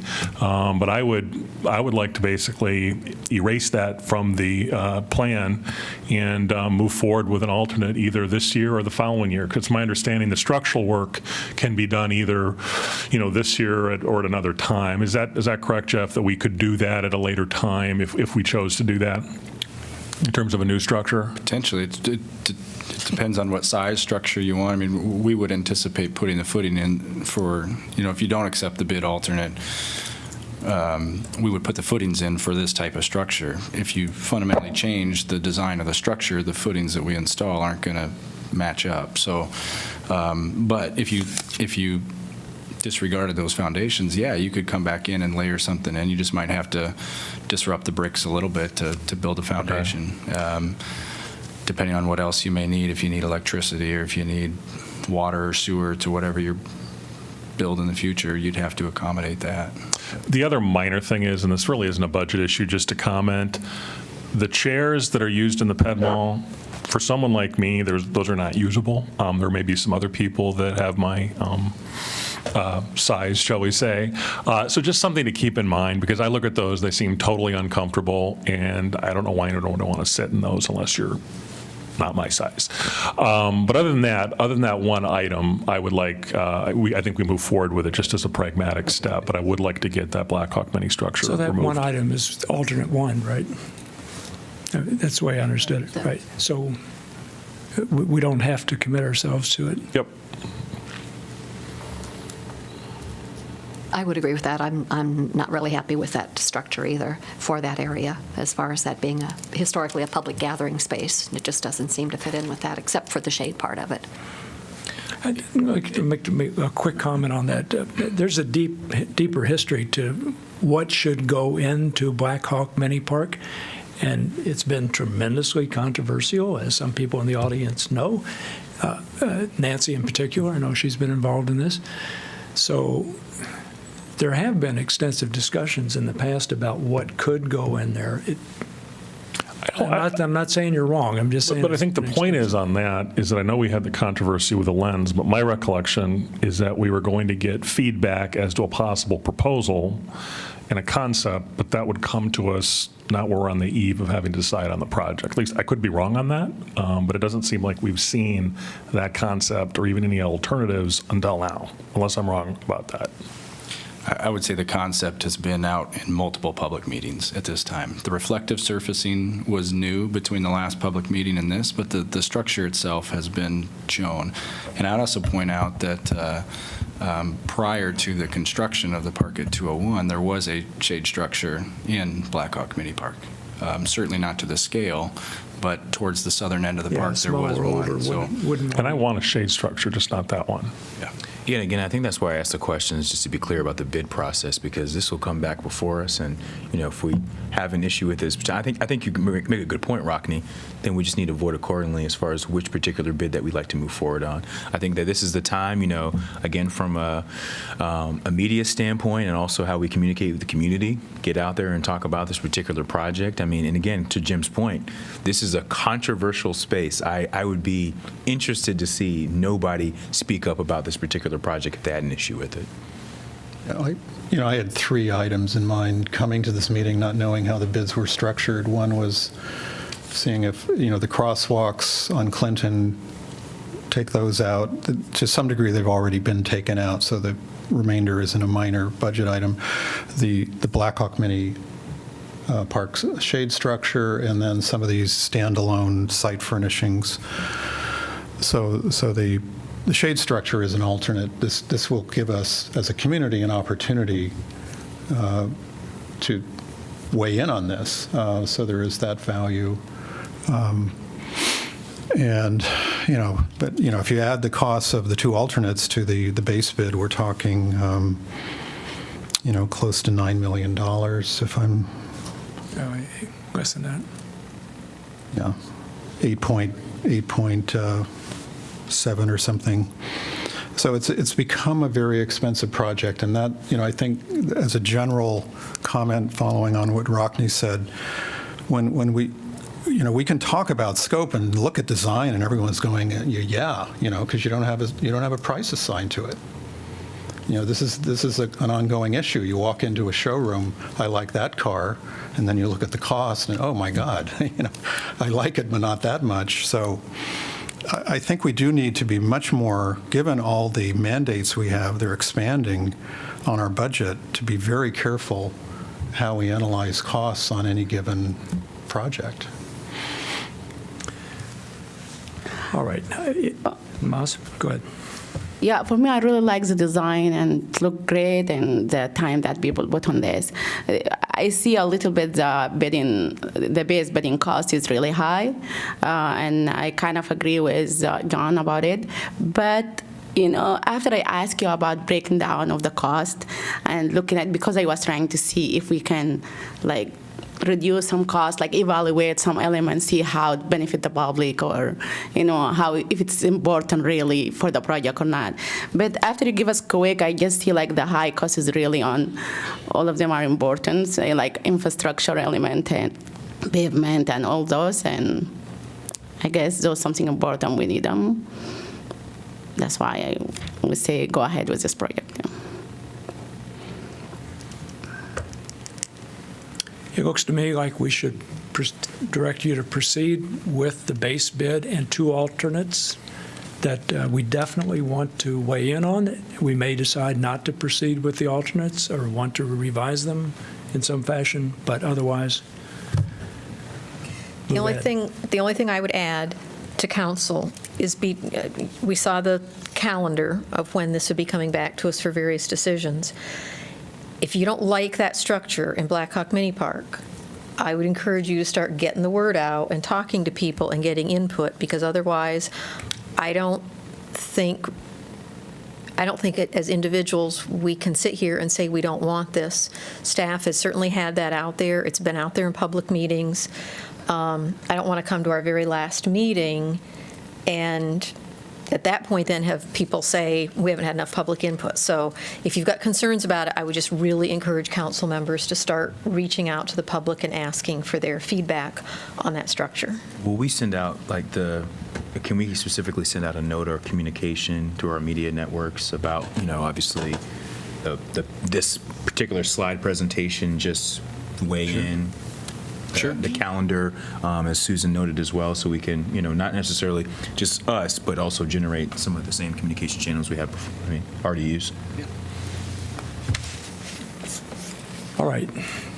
Scott, Angie, thank you so much for your presentation and coming up with numbers on the spur of the moment like that. Sure. Thank you. Any other questions? I don't think so, no. All right. Thank you. Thank you. Jeff, Thank you very you have much. what you need, right, Jeff, for proceeding? Yes, we do. Okay. Make sure Angie doesn't leave. All right. We have about 8 minutes here. Why don't we do clarification of agenda items instead of the operating and capital budget? We'll have to continue the meeting till after the formal meeting. Hey, Angie, can I? So with regard to clarification of agenda items, I want to mention one thing to begin this conversation. With regard to item 3A1, the minutes of the January 2nd organizational meeting. During that meeting, you might remember that we assigned people to various committees, and one of the topics had to do with the Economic Development Committee.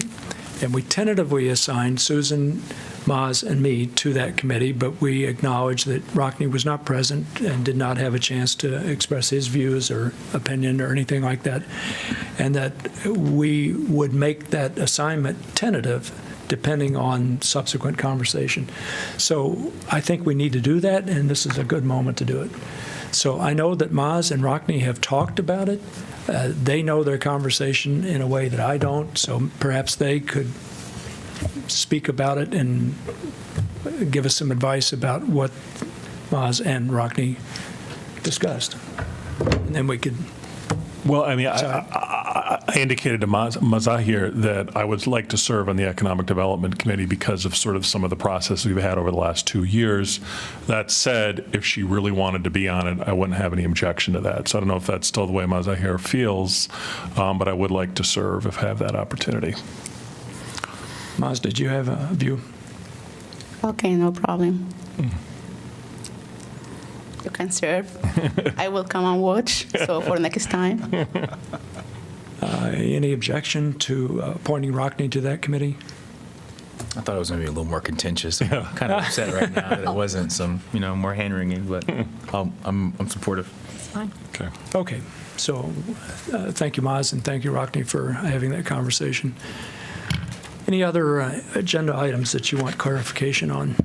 Just again, 5B, I'll make a statement at the time. I'm recusing myself. There's no conflict of interest, but I don't want there to be any perceived conflict of interest. 5B. Elementary. Yeah.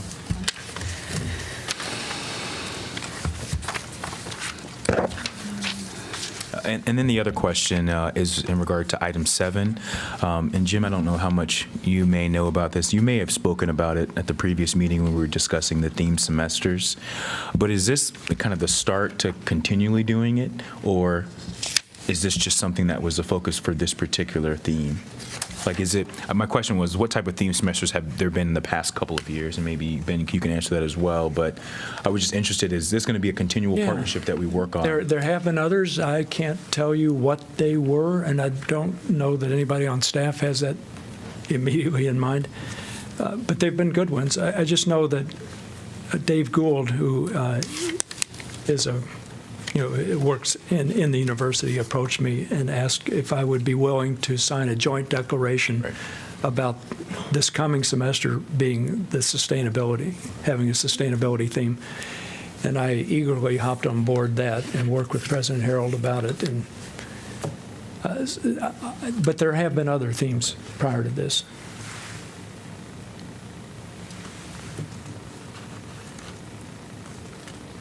Any other items to be clarified?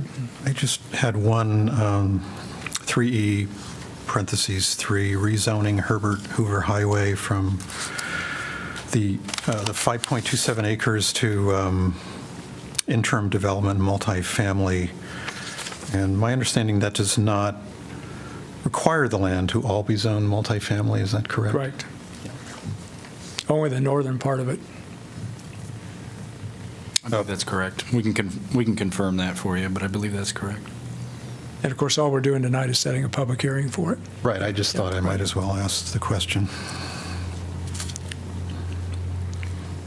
I think I want to mention item 3F1, which is an email from Lorraine Bowens, who used, along with her husband, own a house at 510 South Governor. She's pretty upset. They are pretty upset about how our rental cap affects them. I don't know that we can do anything about it, but I want to acknowledge it. And I'm pretty sure there are some other residents, property owners, who are affected in similar ways. But I don't have any creative solutions to the problem. I don't know if staff has had a chance to look at it, if there's anything in particular that could be done in response, but Unless you want to consider some sort of financial, it's not even a hardship. I mean, I think that was kind of the intention of the rental cap, right? Yeah, yeah. So I think that's just one of the consequences that we have to accept with that policy. Yep. Have you looked into that at all, considered? Had any conversations about that? No, we haven't. As I understand it, that home is in the same area where we've had a lot of university homes. The take on my office was that would be exactly the kind of home we wouldn't want to convert to rental. Yeah. All right. She said, consider converting to rental, or Would not. Would not consider. Yeah.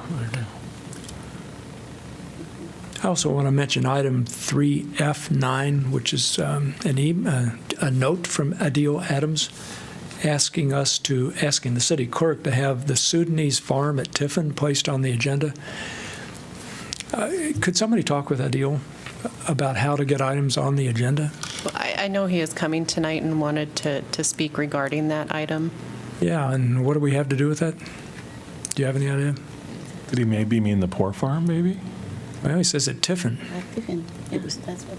Do you know about? the Sudanese farm at You don't know Tiffin. anything about? I know because Iowa Valley Global Food Project is over at the Poor Farm, but Yeah, well, I guess he'll speak to us about it. Yeah, okay.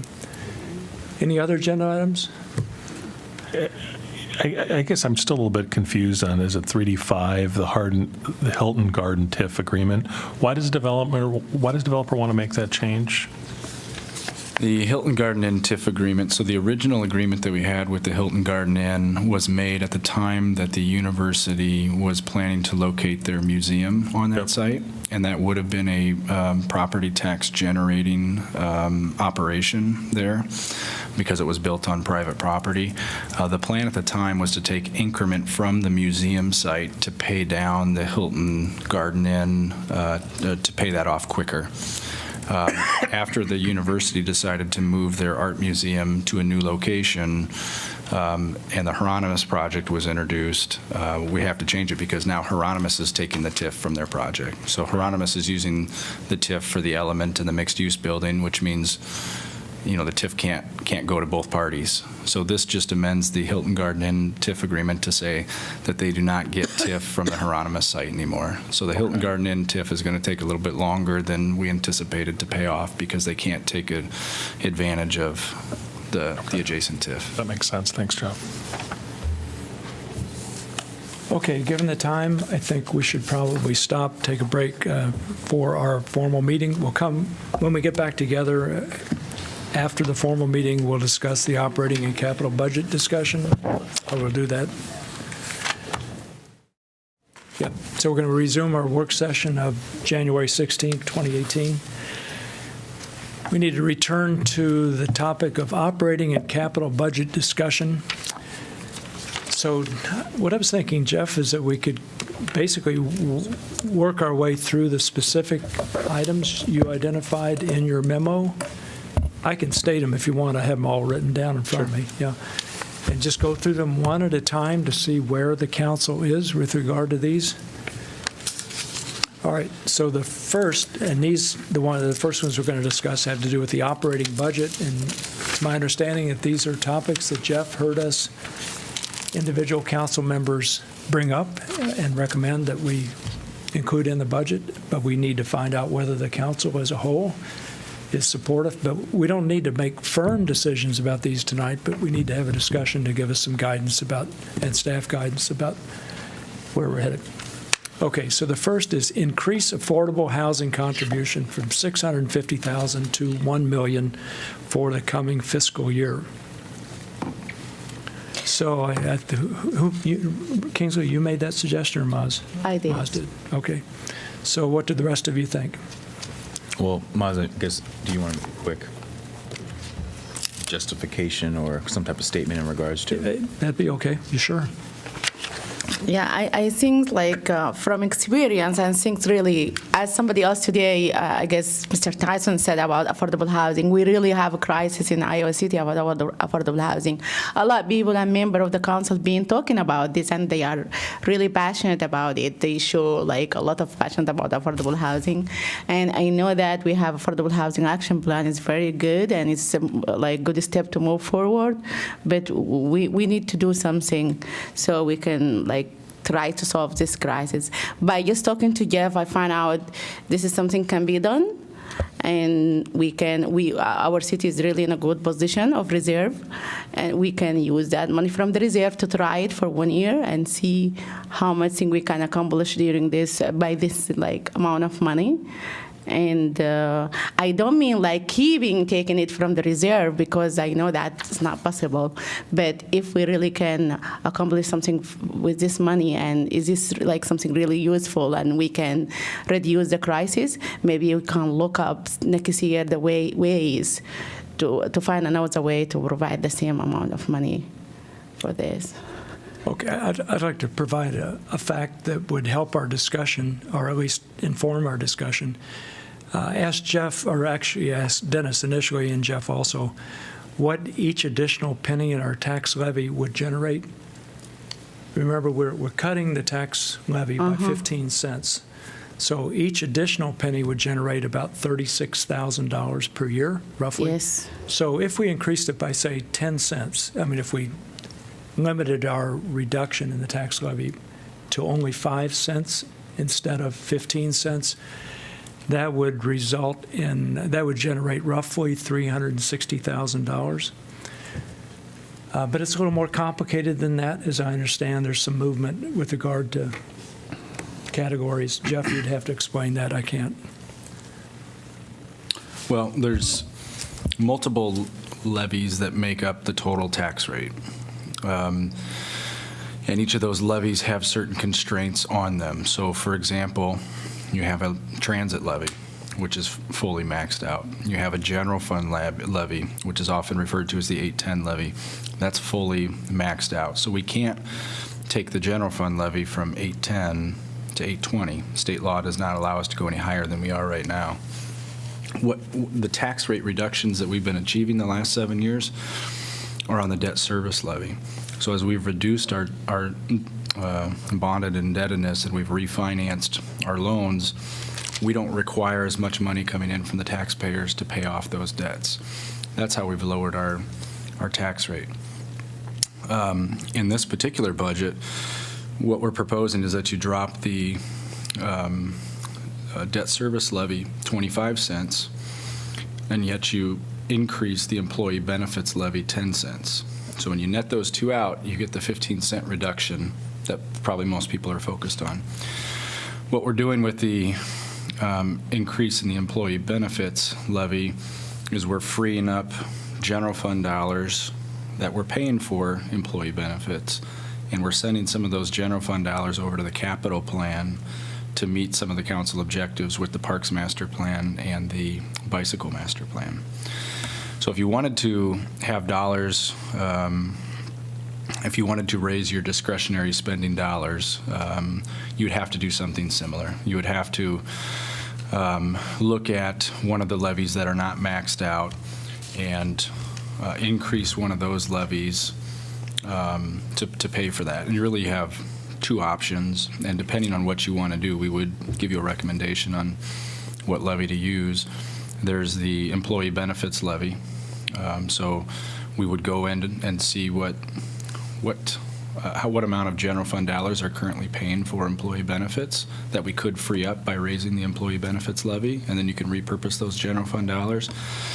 Or there's an emergency tax levy that we have not used. That is at 27 cents. Is that correct, Dennis? So 27 cents is available, and that's really discretionary dollars. So you could raise the emergency tax levy anywhere from a penny to 27 pennies and deploy those dollars however you'd like.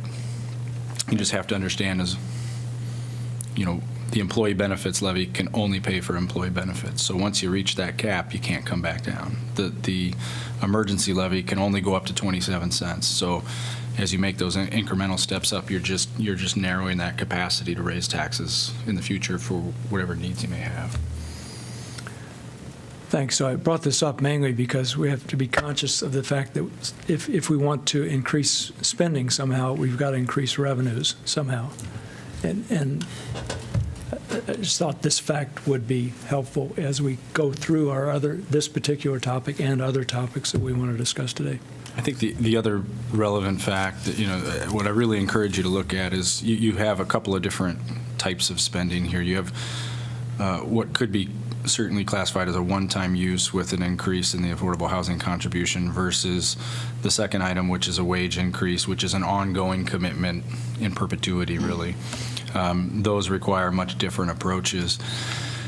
The budget anticipates an ending surplus of about 36%, or ending reserve level in the general fund of about 36%. Our target balance is 25 to 35%.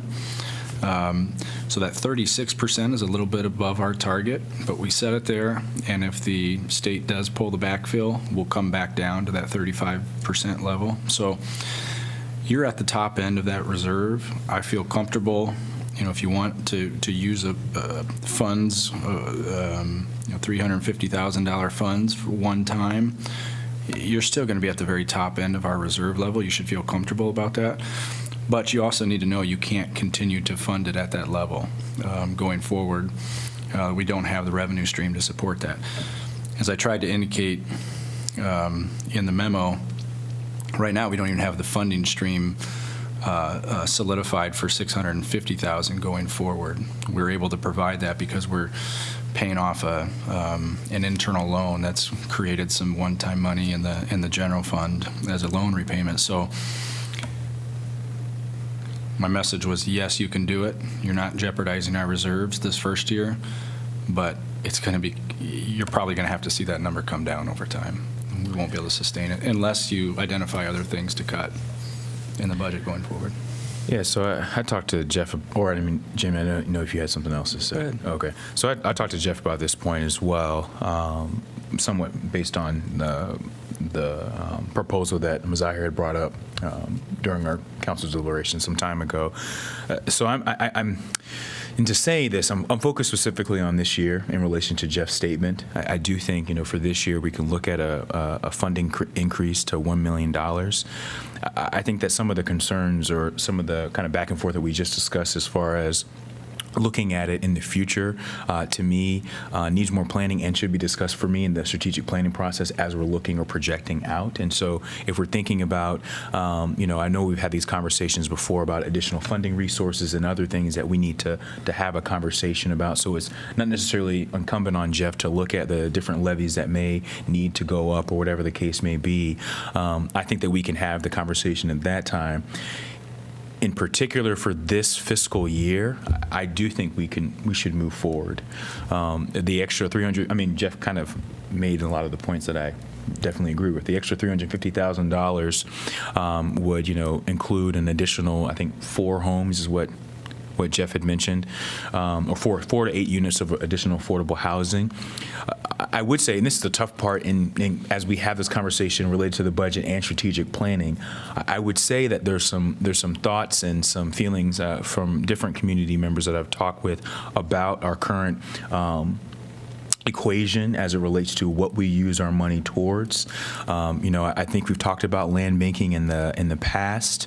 I think that the gentleman that came up before us, I think that if you talk to him about land banking a little bit and what that would mean from city possibly acquiring property later on down the road and what that would mean towards seriously making a dent as we talk about affordable housing. And so there's a lot of different, I guess, questions and things that I think need to be worked out as it relates to the additional monies or even the monies that we currently have for the $650,000. But I guess for me, in thinking about this particular FY19 budget, and based on Jeff's analysis, I feel comfortable moving forward.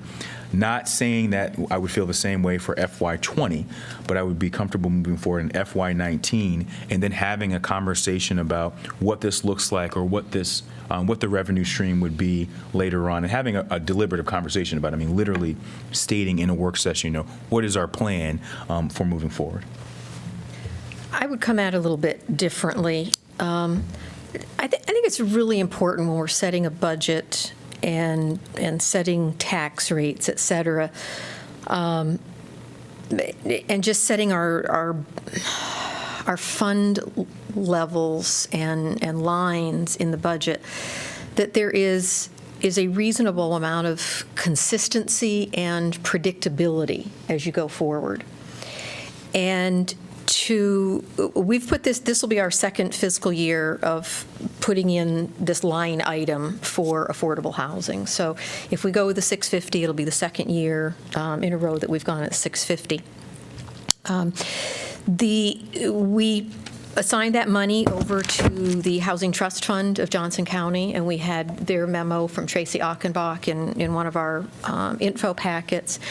And while they have allocated that money, it is not even spent yet because it depends on other monies and, whether it's tax credits or other agreements, et cetera, in terms of how that's used. So that money isn't even for sure spent. We don't have, nor have we had that discussion of what are we really looking at in terms of the metrics of what we are trying to do in terms of affordable housing. Well, I don't mean to diminish the importance or the issue in this community. I do get concerned when people stand up and talk about 58% of the community of renters are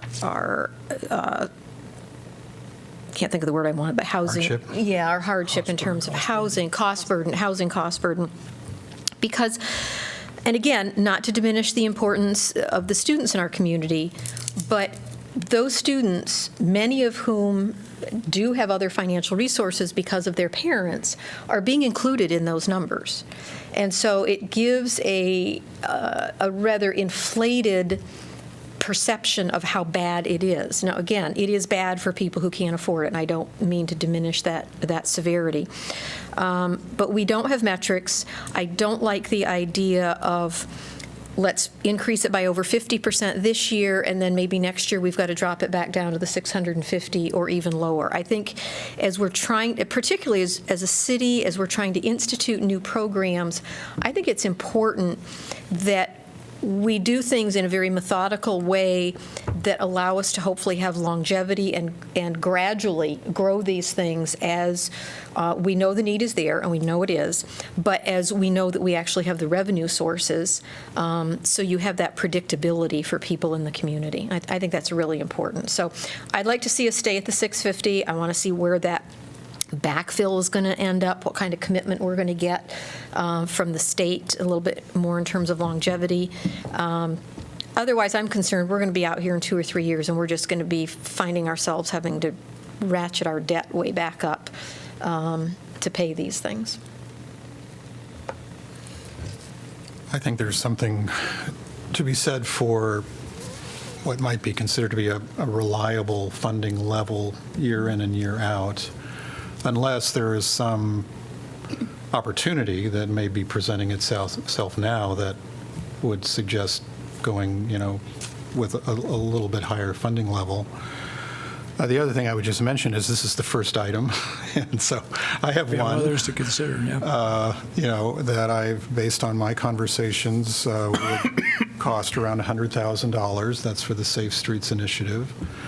So in my mind, I hope we can all kind of keep some of these things in mind. I certainly support raising the affordable housing budget when we consider all of these other issues that, some of us may have, that they can be satisfied as well. Because I do feel very strongly about the Safe Streets Initiative. It's something I've been concerned with for years, and I think I finally have identified something which is action-oriented, which I think is really important with respect to virtually everything we do. I certainly am interested in seeing if we can raise it a little bit. How much, I think, is kind of contingent on, what else we agree to, in terms of changes to the budget. I guess as far as I'm concerned with affordable housing, I think the one-time quality of this does really appeal to me. One concern I do have is about clarification on the backfill issue. So my proposal would be, is that it sounds like, Jeff, you indicated that by July 1st, obviously we know where the legislature is for backfill. I am all, if the backfill is not reduced during this legislative session, I would support revisiting this in July. And between now and July, I think it would be good to touch base with the affordable housing community.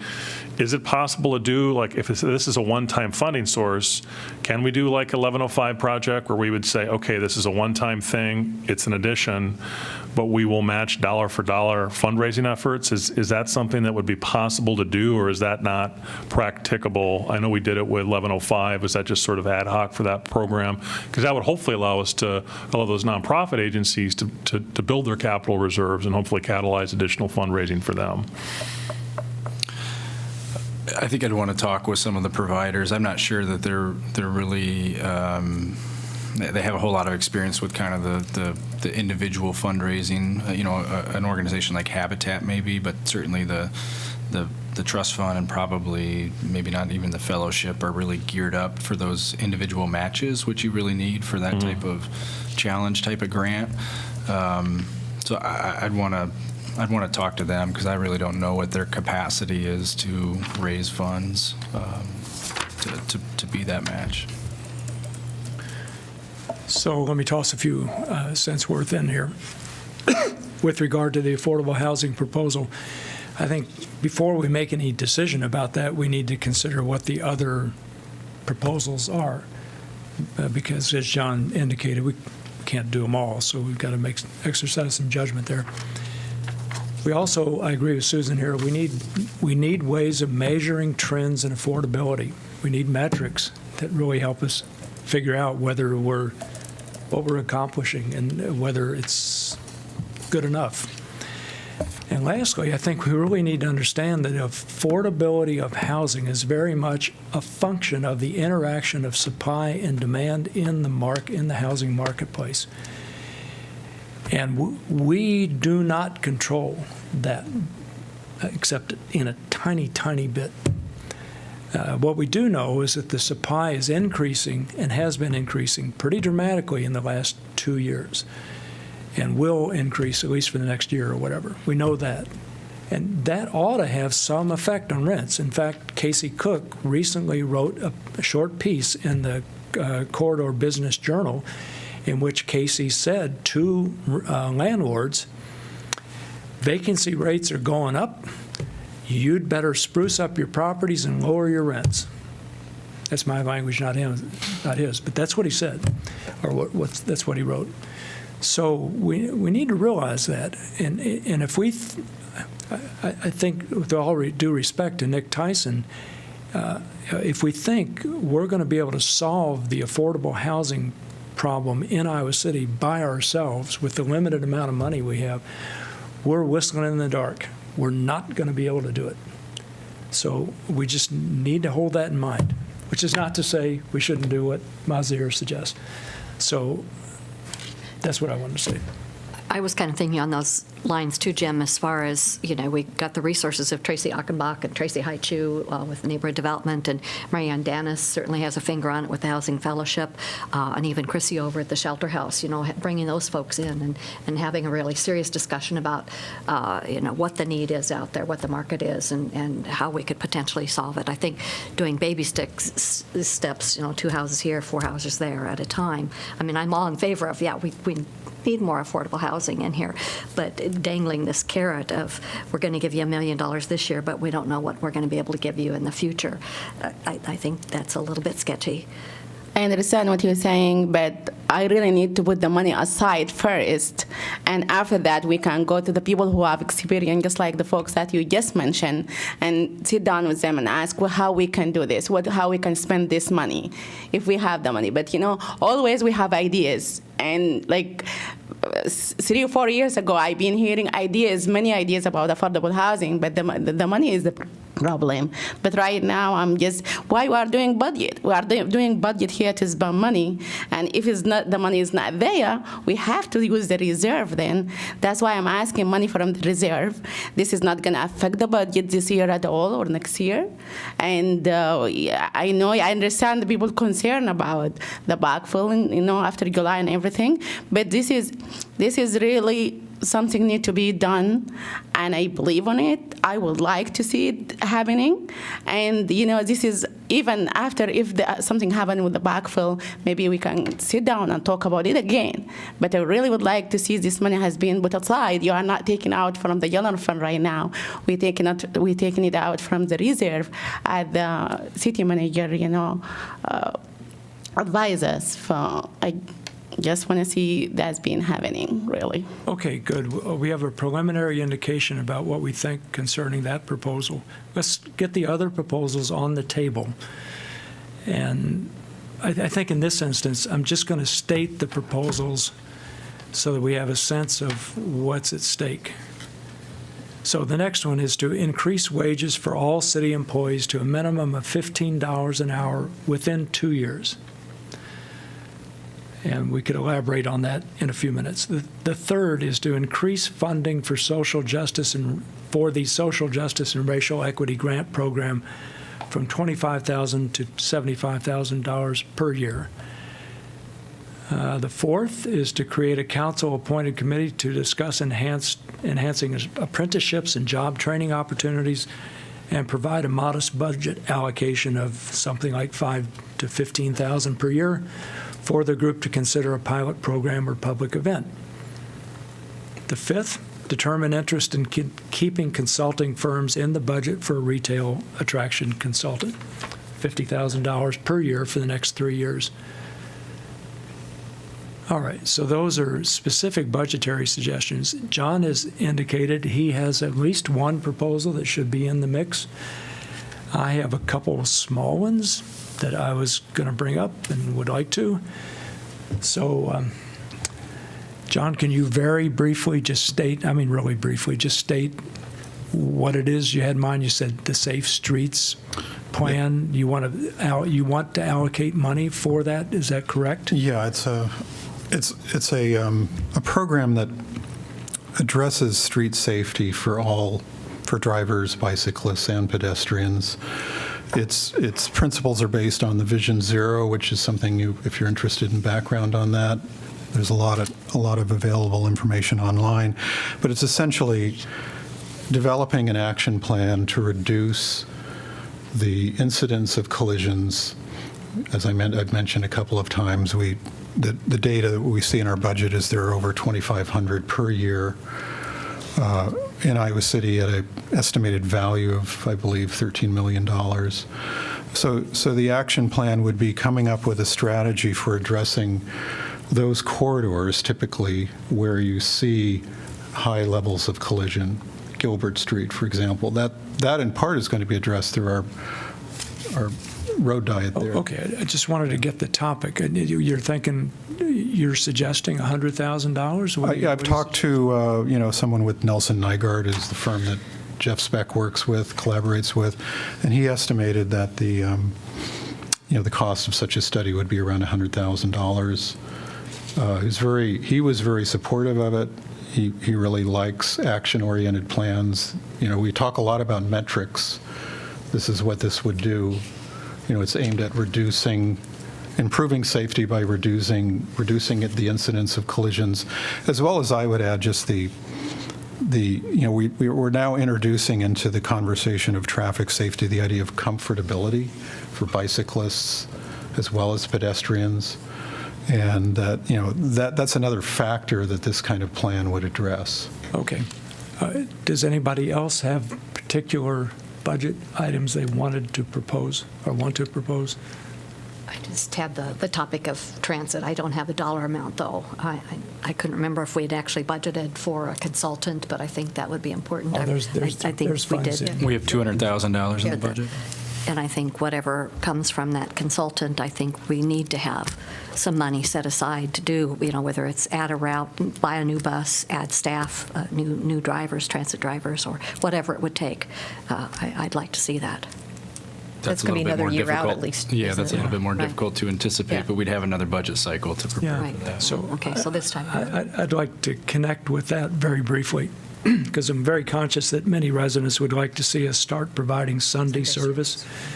So I don't know if it's even remotely possible for the staff to identify some highest priority route in which Sunday service could be started, and if so, what it would cost, and therefore possibly be in the budget. I don't know.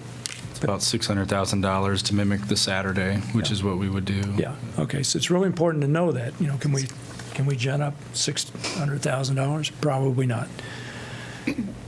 I would say on that topic, I'd be very cautious to get into expanding transit service before you complete the study. I know that that's where we want to get, but one of the most disruptive things you can do is start a service only to modify that service a year down the road, because people build their lives around that, whatever you start to provide. So I know there's an urgency and there's a desire to really want to get those buses on the street on Sundays, but I'd probably, stress pretty hard, hold off on that. For us, you're talking about hiring staff and work, having them work on Sundays, hiring a Sunday supervisor, which we don't have right now. So you're not only talking about impacting the people who are depending on those rides, but you're talking staffing models now, and that could change because at the end of this study, while we set out to achieve Sunday service, you may decide that the resources that we have the ability to raise are better deployed through enhanced services Monday through Saturday. And until we get that information, it's hard to know. Yeah. Excellent point. Did anybody else have any specific items you want to I suggest? had one more outside of the list that was already articulated above, because the rest of mine are more strategic planning initiatives.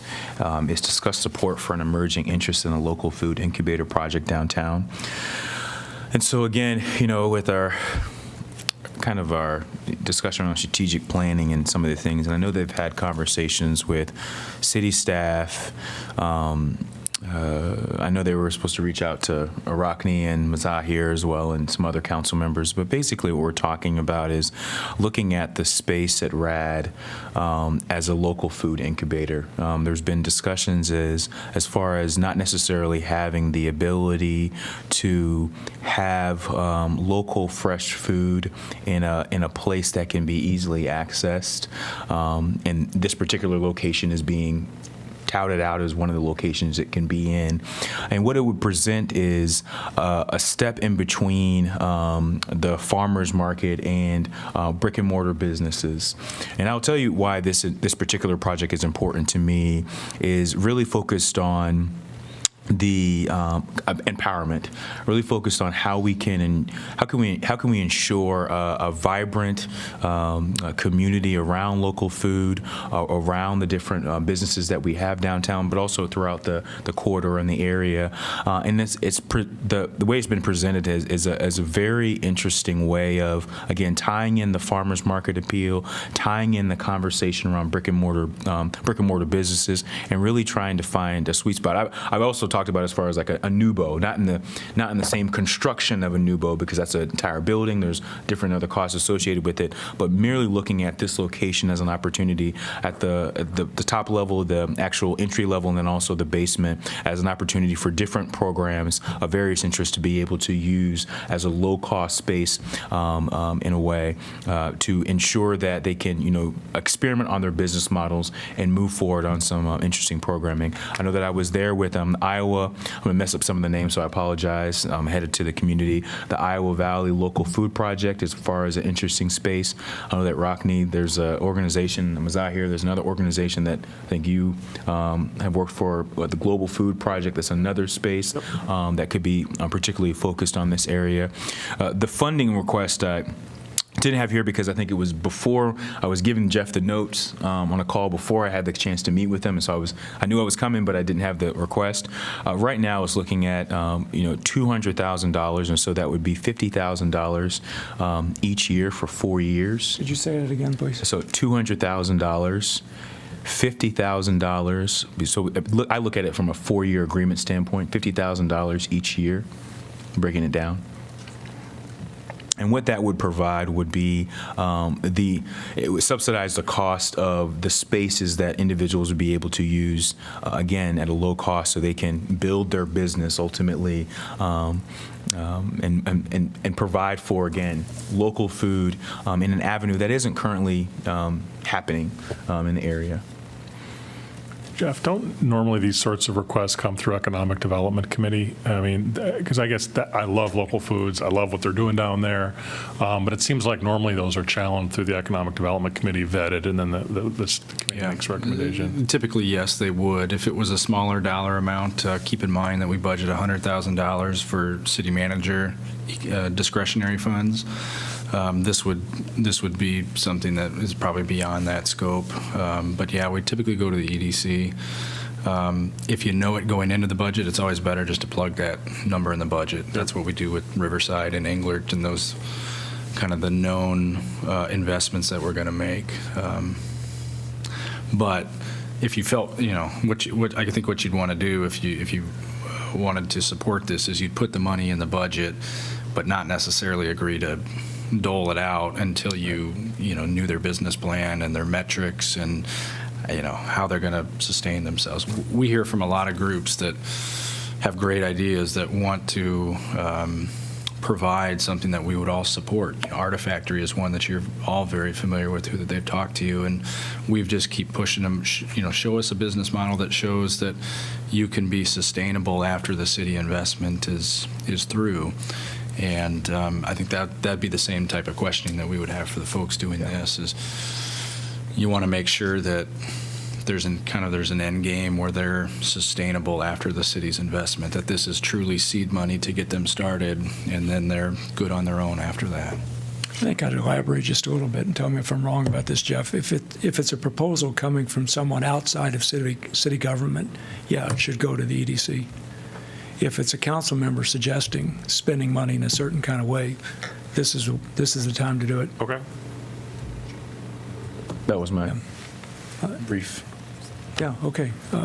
I have two small items to mention, to put into the pot, so to speak.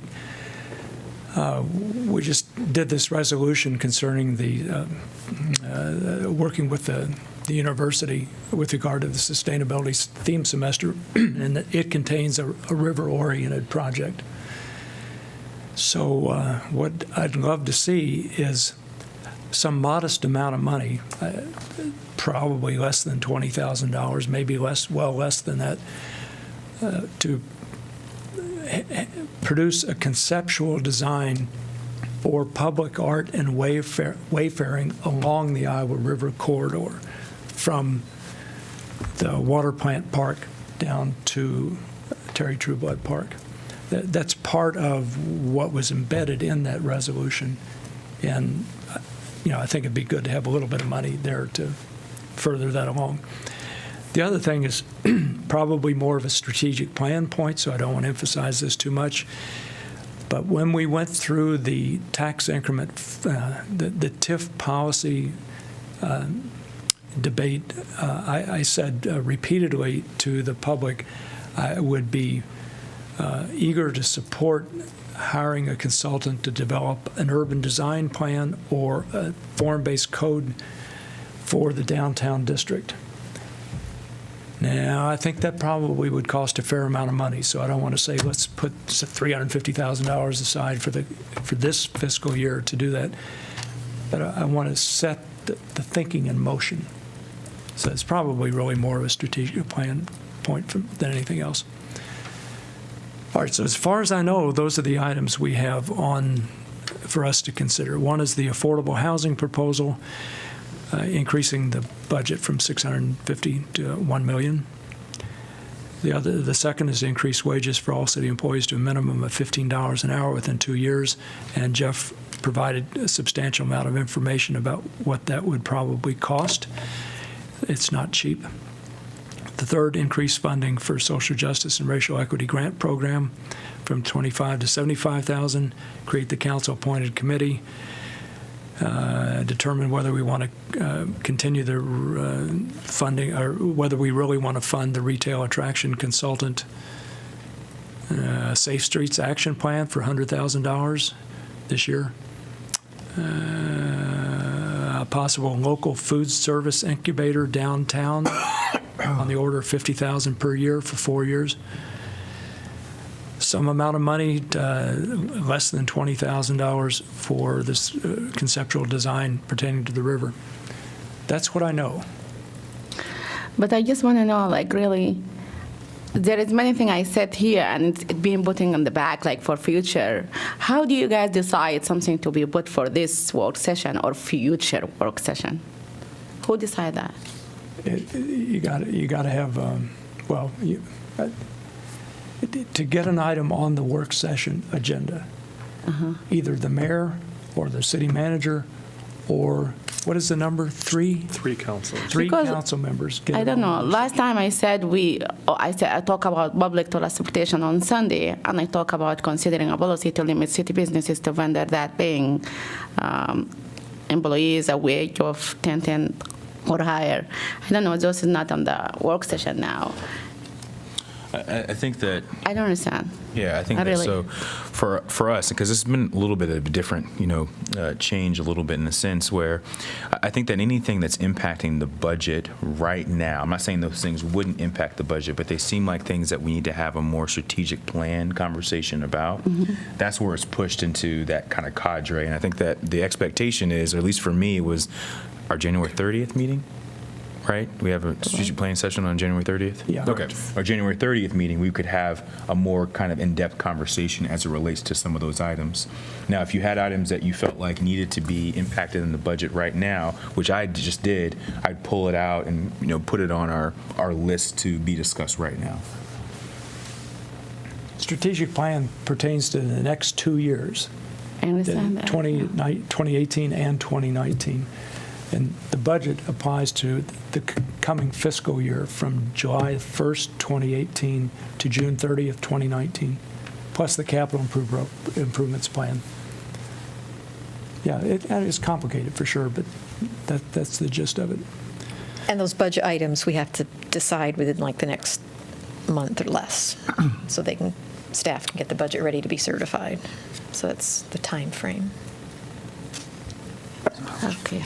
One comment I would make is, and it sort of speaks to the, our earlier work session discussion of the Ped Mall, and that is, I had really hoped that whether it had been the Ped Mall project or all the capital projects that are that were scheduled for this fiscal year, could be looked at critically in terms of seeing if the cost of those projects could come down and to see if that could create some room for, what we're considering now in terms of some changes to the budget. So, in terms of the big picture, that seems to me to be another potential way of creating room for additional projects, particularly of a one-time time based, with a basis just for this budget rather than an ongoing. Does that create money in our operating budget, though? Because aren't most of those funded by co-bonds anyway? I mean, that wouldn't necessarily, if we lowered the Ped Mall $2 million, that doesn't free up money in the operating, correct? Or am I incorrect? Most of the capital plan would be general obligation bonds or the utility accounts or whatnot, but there is a general fund transfer to the capital improvement plan. About $800,000, $900,000 a year gets transferred from the general fund to the capital improvement plan. So it's just shifting, if you were to cut, you want to cut some of the projects, it may free up some general fund dollars. Yeah. I guess I was going to be quiet, but I can't. I mean, I guess I look at that, John, and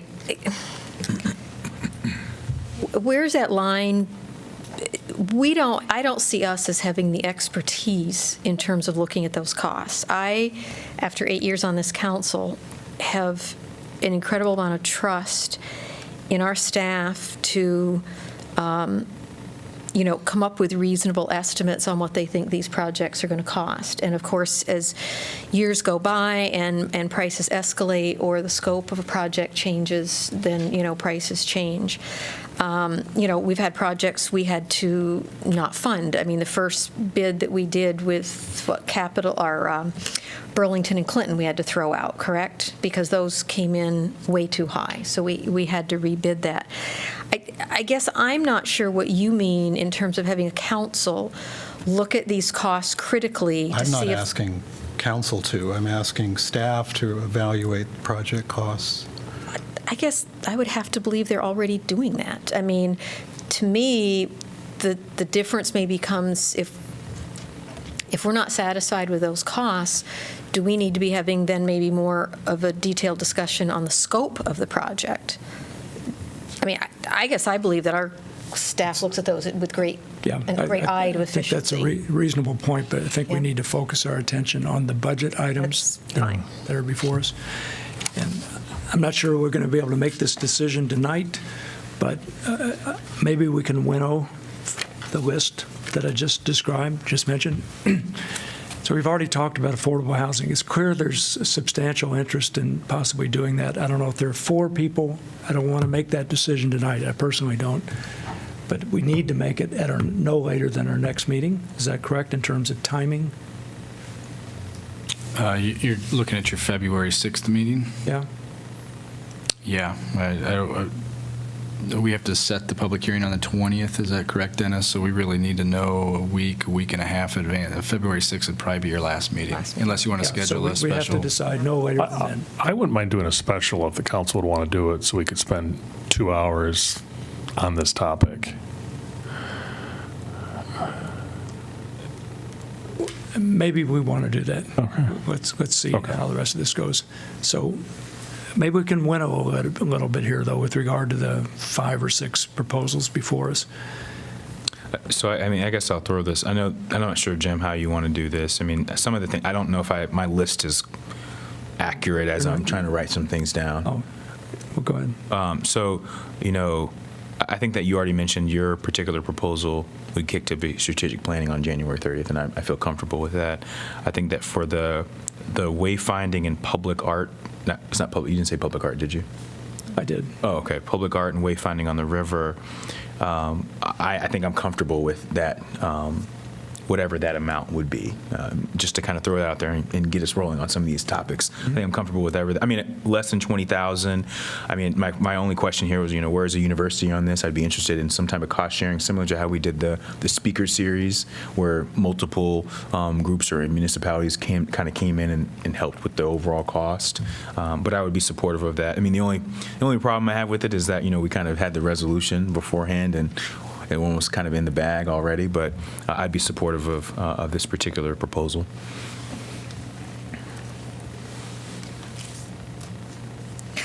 I would say I want to keep the retail attraction consultant in the mix. I think staff looked at that very carefully in terms of proposing that. I think we look at Kmart having closed, the lack of retail on the southeast side of Iowa City. And I think the memo in terms of what that consultant could do for us, depending on how we frame that RFP, I think that's really important. My bad. I thought I wanted us to focus on kind of my point for Jim and then saying whether or not we supported moving forward. But I guess we can switch it up and talk about the retail consultant. I don't. And I didn't explain that well either. But for the retail consultant, I'd be in favor of moving forward. I mean, I've been a part of these conversations previously. I think I've articulated my point as far as, the need for it. So, I'd be supportive. I just want us to kind of, if we have consensus, let's move the train a little bit. Aren't we going to be go in supportive of that. sequence on the memo, Jim? Sorry? Aren't we going to go in sequence on the memo? Well, that's what I intended to do. Yeah. Good, I just threw it out. I just wanted, Kingsley started from the back end. I just wanted to go. So I just jumped to the. Yeah. Okay, so let's do the second item that was on the memo, which is the increase wages for all city employees to a minimum of $15 an hour within 2 years. Jeff, you indicated in your memo that the lowest starting wage for permanent employees will be $17.52 as of July 2018. Correct. So we're already above the $15 limit there for permanent employees. You indicate we have approximately 370 temporary hourly employees making between $10.10 and $15 an hour. Raising the wage for only employees making less than $15 would equate to about $600,000 to $700,000 annually. That's correct. And so on. There's more detail that appears in your memo. I'm going to say, and Mazda and I talked about this briefly on the phone, I don't think we can do this, and there are a couple reasons why. Partly it's because the minimum wage the county is established by ordinance a couple years ago was $10.10 an hour after a three-step increment kind of thing. So I don't think it's reasonable for us to leap ahead of the county and say we're going to pay $15 an hour for temporary employees when the last proposal on the books was $10.10 an hour, which in itself was pushing the envelope. Moreover, I don't know, I don't have any facts about this, but I think it's very likely that most of the temporary employees, tell me if I'm wrong, Jeff, most of the temporary employees do not have families, are not in the business, if you will, of maintaining families. So we're talking about their own income, and it helps them in their situations. Maybe I'm completely wrong, and if I am, it's important for me to know that. I would phrase that a little bit differently, Jim. I think maybe Sure. you're getting at the same thing. I think because whether people have families or not should not be relevant, in my opinion, to how we pay. What I would say, and I asked Jeff about this earlier, and he didn't necessarily have numbers off the top of his head, and I didn't expect him to, but we have an awful lot of temporary employees that are high school and college students who are working, refereeing soccer games or umpiring baseball or softball games. I do not feel as a city that we can take taxpayer money and pay those temporary seasonal workers that are doing that sort of thing the equivalent of $30,000 a year. That's what I meant to say. Thank you. I think so. So I'm going to agree and disagree. I'm going to say not necessarily towards Susan. I'm just on this particular point.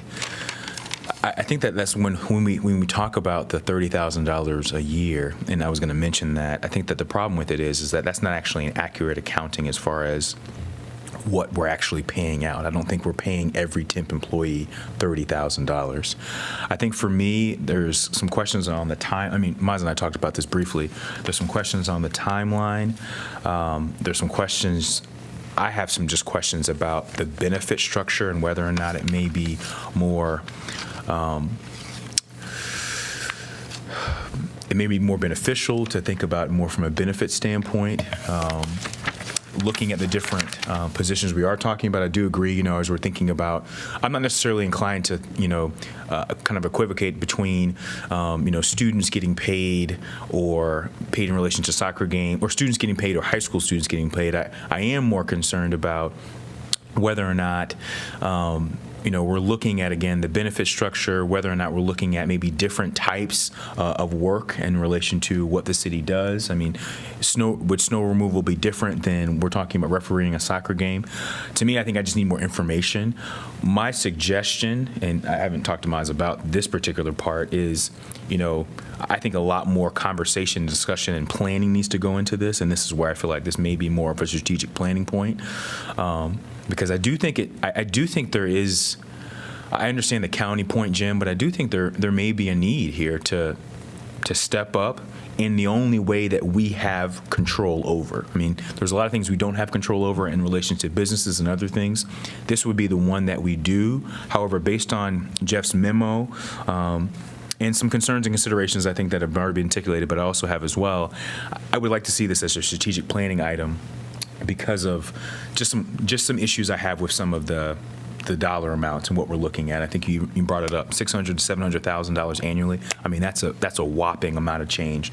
I'd like to have a conversation about that more than a month. I'm definitely willing to consider it as a strategic plan topic.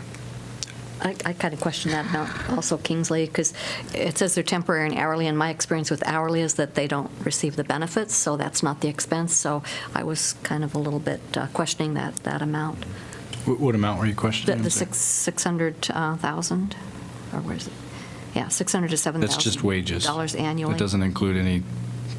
That's It just includes wages, not your benefits. FICA and things like that, but it's not. It has the current wages or that after the increase? If it increased to $15 an hour, it would equate out to $600,000. That's what you're saying? With the How number much of- is now? With the number of temporary Additional. employees that we have. Okay. Yes, I'm How sorry. much is now? I'm not following. How much like the 300, wherever, how much 300 employees? I think what Jeff is saying is if they increased it to the 15, the increase in cost is the 600 to 700,000. Of the Is that- that's what- 370 employees. You wanna Right. That's- It's an additional. Right. Dennis, do you want to add something? Last year, we spent about $2.2 million in temporary wages, and we're currently budgeting about 2.5, not including FICA and IPERS. And So why is that? Oh, go ahead, Jim. So this would increase that amount by whatever, By roughly 600,000 or $600,000 to more. $700,000. And why that change?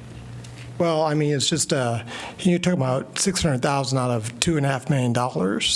So when you're looking at a $5 increase versus a $10 wage, you're looking at a 50% increase just in that individual. No, I apologize. I know that you're talking about the proposal. I meant you said it was 2.2 prior to Right. 2.5 Right, now. but if you increase $2.2 million by 50%, it's $1.1 million.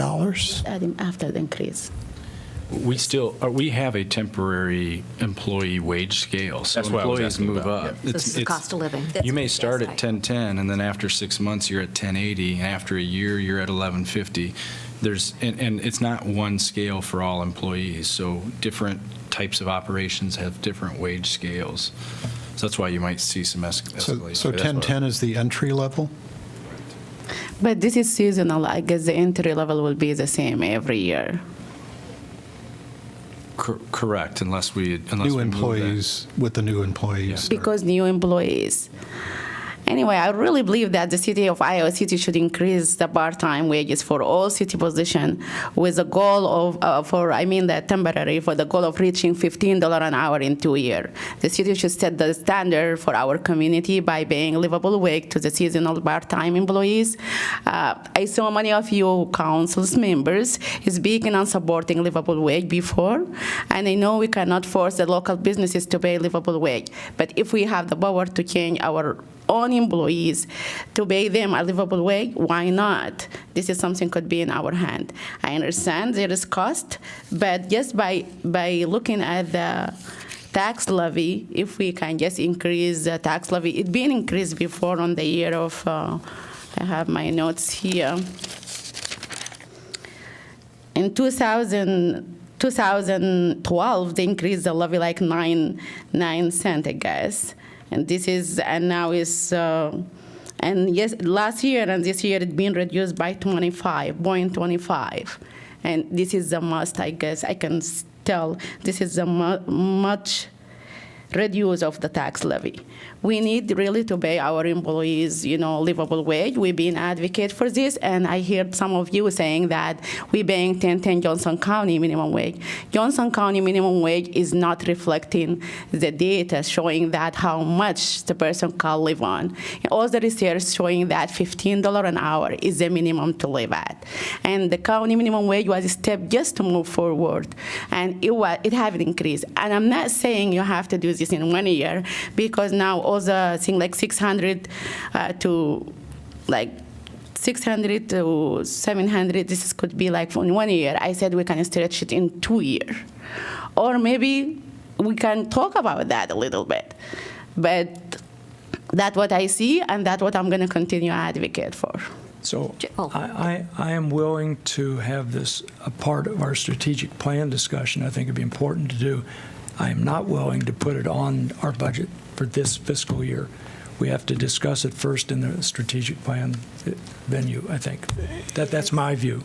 When we have that discussion, could we ask Jeff to those 370 positions, what kind of positions are they? I've heard like the soccer coaches, there's lifeguards, those kinds of seasonal things. Can you list those out? I mean, we're talking something to live on. Are these high school students? Or so this is temporary Varies. jobs, or it varies? Okay, but that would be something it would be that'd helpful be to know helpful to know what at a kinds of strategic plan and if they come discussion. back year to year, if they stay 3 months, 3 weeks, 6 weeks. It's How all over, temporary are all they? over the board. I think Okay. the best thing I can do for you is give you the job title, and if that's not intuitive, the job description that goes along with it, and then the wage scale for That would be that helpful, I think. particular. Can we list age? I mean, we've discussed age, and I mean, I just want us to be careful about getting into Yeah, age and this- all familial this status. discussion About whether they're supporting a family or whether, that's Yeah. not. No, we do they don't have to the ability provide that to collect- information, we don't or have the I don't understand ability to that? Yeah. collect that information. No. We wouldn't know You're that. saying? We wouldn't. I guess I would just like to quick jump in on this topic. I mean, I think one of the things Jeff has talked about is our ability to support our full-time staff that are receiving living wages. And I think it's very important when we talk about expanding the budget that we ensure adequate funding streams for our full-time employees as well, that our union workers, we want to lift all the workers as much as we can, but I'm not comfortable making this sort of budget commitment, at least at this point, until we get more information. And especially with big ticket items of this size, I think of, like, for example, Susan's work on the CIT. That was a $2.8 million commitment, and that was the end product of over a year of advocacy and work by a variety of people. So as part of our strategic plan discussion, if we have that level of advocacy, that level of input, that level of work by our labor organizing our temp workers, and we come to a consensus as a community that we want to move the wages forward for our temp workers, I would strongly look at that. But I'm not comfortable for these big ticket items for making that sort of change without engaging in that very similar process that has borne fruit, in part due to Susan's leadership and others, that we made that sort of commitment. So I don't want to minimize what we have achieved as far as that goes. So that's my position on that. Do the rest of you have a view about this? I do feel that this has major cost implications, and I think we do need more time to understand all the factors that would go into, going from 1010, although from what I'm hearing, it's actually a range of wage. To implement this, I think is too complicated to include it in this year's fiscal budget. But I agree that I think it's a worthwhile strategic planning topic. Kingsley, you agreed with that, did you? Yes. Pauline, do you? I think that's where we're headed. So, Jeff, can you make sure that this goes on our strategic plan agenda? All right. Next topic was increased funding for the Social Justice and Racial Equity Grant Program from $25,000 to $75,000. We already know that the Human Rights Commission has received something like 28 applications, and I gather they're pretty good applications. It seems to me that there's a lot of interest in this, and I'm pretty interested myself in supporting an increase in the amount of money going into this grant program. I support that as well. And I think this ticket item in terms of 2550, these are the sorts of changes I'm looking in terms of this process. And I think this particular one meets our strategic plan. It is consistent with the budget. I think we should support it. agree. I'm seeing four heads, five heads nodding. Yeah, I'm willing to support it. I think it's important that we look at the outcomes that we're getting from these, so that it's not just an automatic annual increase. I think we've got to be, and it's something Rockne and I talked about earlier today, and just in general, and I think whether it's looking at transit or any of these other things, we've got to be looking at metrics. What are we really getting out of things? Because there's lots of people have lots of good ideas who can easily spend lots of money, but then when you really look back, you haven't gotten anything except a whole lot of conversation and a whole lot of meetings. So I think we need to make it clear, and the stuff that the Human Rights Commission is looking at as they're awarding these, I think metrics is really important. I agree to a point, Susan, but I don't think we can specify the metrics ahead of time. Seems to me what we're doing is creating opportunities, enabling people to invent various things. They should have the metrics, though. It's experimental, and if we find out it's just not doing anything worthwhile, we have to stop it, but otherwise, we should support it. Okay, I think we have support for that item. The council appointed committee to discuss enhancing apprenticeship and job training opportunities and provide $5,000 to $15,000 for the group to consider a pilot program or public event. It strikes me as fairly vague. Whose request was this? Yeah, I don't know. I'm trying to be quiet on my request because the last one was my request and it got approved, so I wasn't going to say anything. But this is my request. This particular proposal, I've just been doing some research as far as related to how we can help spur the conversation around apprenticeship programs, working with different unions within the city. There's some stuff at Seattle, but Tacoma was the one that particular interested me in regards to the LEAP program. And basically what I'm trying to do, and I know that, Jeff, I appreciate you adding the point around the staff support open meeting notifications in the minutes, because that's a part of it that I think is even more important outside of the modest budget allocation. But what I'm looking for, we somewhat have talked about articulating our strategic plan prior. I know, Rockne, you'd mentioned the maker spaces and some other things. What I'm looking for is an avenue or an opportunity to sit down with the committee and discuss the implications, similar to what Tacoma, Washington has done, of how we can help support apprenticeship programs to ensure that our residents can move into better positions, better paying positions across our city. I mean, it's a conversation I feel like I can have over and over again, or is brought up over and over again in many of the union meetings that I'm a part of. We need more apprenticeship programs. We need more apprenticeship programs. And there doesn't seem to be anybody kind of stepping on. I mean, there's other work. I think Director Hemingway was here and discussed some things that are happening maybe at the school level, but not necessarily, having the conversation and sitting down and creating a committee to really kind of move this conversation forward. This is how it started. In Tacoma it was actually not a city council initiative. It was a staff initiative to work with the different unions and other organizations to move this conversation forward. But I wanted it to be one of our initiatives, and so. Again, they have about $200,000 that they're working with. I'm not asking for that at all. I'm asking for, again, a modest amount so we can start the conversation to something that I think is very important to, I would say, creating opportunities for jobs down the road. We had Mark come here, and I think he's probably going to come again, where we have a lack of workforce as it relates to electricians and other things. We've had projects that have gone where we've bidded them out and they've gone, we haven't received any bids from them because I believe there's a lack of a workforce. There's data to support that. And so I really believe that we need to work with, get a committee together with different stakeholders, ICAD, the union groups, I actually do think that I would like to be on this committee in particular because this is a very, very important project for me from a job opportunity standpoint, to really move this conversation forward and do something that I think all of our residents can get around and support. Conceptually, I really agree with it. Here's my concern. I think we've got a workforce development through the state, and we've got a regional, and we've got representation on that. A lot of those union activities, and I've talked with Jeff about this, and I think I've talked with some of you about it in terms of even trying to look like if there are apprenticeship opportunities, most of those seem to be in Cedar Rapids and maybe trying to find a way for transportation.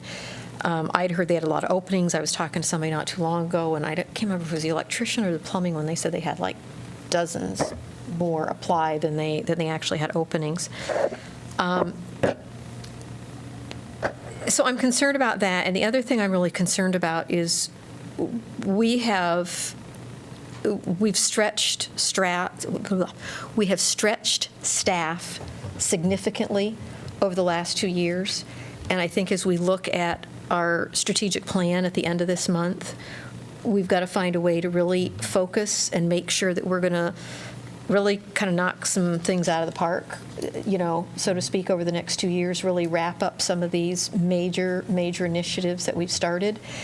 And while this is important, I'm not sure that the city leadership in this form is necessarily the right way to go. And I'm concerned about the time it's going to take for an already stressed and overworked staff. So I'd like to see this brought up in the strategic plan process. It's very similar to the Social Justice and Racial Equity Council Committee that I proposed 2 years ago. And at that time, we pretty much decided it was not a good idea because that would mean the three committee members would not be able to talk to one another except during the committee meetings. And that felt like it would really inhibit us a lot. But like Susan, I really like the idea of trying to figure out some way to move ahead on this. I really want to do it. So, but I think I don't want to toss money into the budget at this point. I do want to have a focused conversation during our strategic plan discussion. And even though it's a relatively, $5 and 15 is still a lot of money, but it's relatively tiny compared to the other budget items. I would like to see a proposal that's more concrete before we authorize and before we reconsider. So maybe it could come through one of our other committees or economic development or through Jeff with his discretionary authority. But I think until we get more details, I wouldn't support it unless it was through a strategic planning process. I agree with that, Rockne. I think it's an excellent idea, and I have many friends in the building trades, and my husband was a union plumber and went through an apprenticeship program, and it's a wonderful thing, but I think you can't think if you build it, they will come. We need to look at and focus on how to get people into these trades, and I think forming yet another committee is not the best route to take for that, but you've talked about having a space to train folks, or talking with the school district to encourage them. And it sounds like from Board Member Hemingway that the schools are starting to look at that as far as those kinds of trainings in the schools now. So I think that's we need to partner with them maybe too, but not necessarily have a committee. Yeah, so I think that's the direction we ought to Good go. idea. Yeah, and I'd just stress real quick, when you're talking 5,000, 10,000, 15,000, it's not like we're going to have to wait another budget cycle. We can figure out that amount if council can, coalesce around an idea here. I'll come prepared more for some of these topics. There's already some folks I've been talking with, and they can come into the conversation as well. Totally. Okay, good. Okay, I'm conscious of the time, and I want to be respectful of our staff and respectful of us, so I don't think we should go on much longer. But maybe we can finish at least the budget part of this, huh? Yeah, let's see. All right, so the next topic was determine interest in consulting funds, assigning consulting funds in the budget for a retail attraction consultant. Yeah, so I already stated I'm supportive of this. Yeah, I had a quick reaction to it. I got to find my notes. They're here somewhere. I think it seems to me there might be merit in conducting a market analysis of the type described. But it seems to be, if I'm understanding it correctly based on Wendy's memo, it seems to be oriented toward attracting outside firms. And if I had to choose between spending $50,000 to attract outside firms versus $50,000 to help local firms grow, I'd do the latter. So I'd like to have a better sense of whether there is a way to incorporate growing local firms into this market assessment and whatever recruitment is involved. So Along those lines, Jim, if I could speak, because I guess I've been, for lack of a better term, a little bit of the negative Nelly on the consultant. I haven't been a big fan on it before. But I've also heard what Kingsley had to say in terms of the social justice component. I mean, I think of our southeast side. Susan has mentioned that.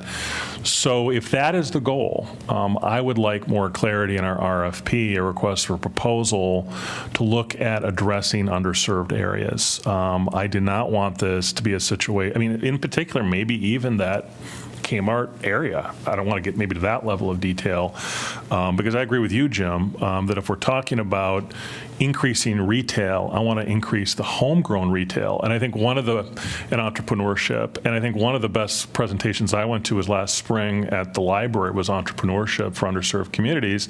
And there's some really great grassroots entrepreneurship small businesses that are really starting to emerge. And so I want to try to accelerate those. And if that consultant can help us accelerate the grassroots, I would support that. But if it's just sort of how do we bring in high-end retail to serve, I'm not interested in that as far as that goes. So, has anybody been to the new rolled ice cream shop in the Sycamore? Talk about something new and different and exciting. It just opened recently, and I guess it had throngs of people there. And And I think about bringing the Sycamore Mall back to, although it's not called Sycamore Mall, Lucky Marketplace back to life again. And so things like that, if this consultant could help with that, that'd be wonderful. Pauline, this is information that has to be provided to me immediately. And wait till It just opened. 10:15 at Just night. opened, yeah. Probably not open now, but we'll go sometime. Okay. Rodney's suggestion it ties together pretty well with your local food incubator idea. So I don't know, maybe there are connections that could be built upon there. I would say real quick, I mean, to me, it's a little bit separate. I would agree that I think we need to look at the RFP. I'm not opposed to looking at underserved populations because that's particularly why I'm interested in this retail study. I would say, however, that while I do think that maybe the study could be tailored or tweaked in a way that incorporates kind of homegrown talent, for lack of a better word, I'm not in favor of not necessarily looking at outside entities or firms, just because they do sometimes present options that affect our underserved populations, and I don't want to not have that a part of the conversation or the study. I mean, it's a study. I mean, basically, whatever we decide from that is a different conversation, but I don't want to limit it in that way. Do we want to maybe expand a little bit or tweak it a little bit to incorporate what you were talking about, Jim? For sure. Do we want to make sure the RFP maybe speaks to underserved areas? Totally on board. I do not want to take out the outside retail piece. I think it could change the game, and we could have a situation. I mean, I'm going to use Kmart, but Kmart's leaving. I mean, if there was another Kmart or something that came in, I'd want to be able, as a council member, to make an informed decision to say, okay, I'm making a decision on Kmart based on maybe some other proposal and feel comfortable in that sense. The difficult thing with retail and targeting is that retail operations are looking at a catchment area that's much bigger than any given neighborhood typically, especially when you're talking about national chains who these consultants will specialize in having relationships with and bringing in. So when you're recruiting your favorite national chain, it's really hard to say, well, we're only interested in this neighborhood because they're looking at demographics that not only stretch the entire city, but probably stretch multiple cities. And then, so what you're really trying to do is you're trying to do one of two things. You're trying to identify for your brokers and your property owners who they should go after, or the consultant saying, hey, retailer A, you should be looking at this city. Once they start looking at the city, they're not going to just say, okay, we're looking at this half mile area. They're going to look at the whole thing for most retailers. So we can try to narrow it down, but the reality is, unless we're financially incenting them to be in a particular location, their interest is going to span even beyond our borders. I think for Jeff, that particular piece is, I mean, I get what you're saying about areas, but adding that encompassing piece to have some type of, similar how we did like the racial impact statement or whatever the case may be, that we are particularly looking at how this could affect underserved populations. I mean, that may not necessarily close it in the scope that I'm thinking of. I think Rockne brought up the point that it's, there's a couple areas I'm thinking of in particular that I'd love to see something different, and so I obviously know that the retail study couldn't do that, but at least have that underserved population focus as an important part for them to consider. I agree. It seems like we have a general sentiment there. All right, let's see, what's next? What's next?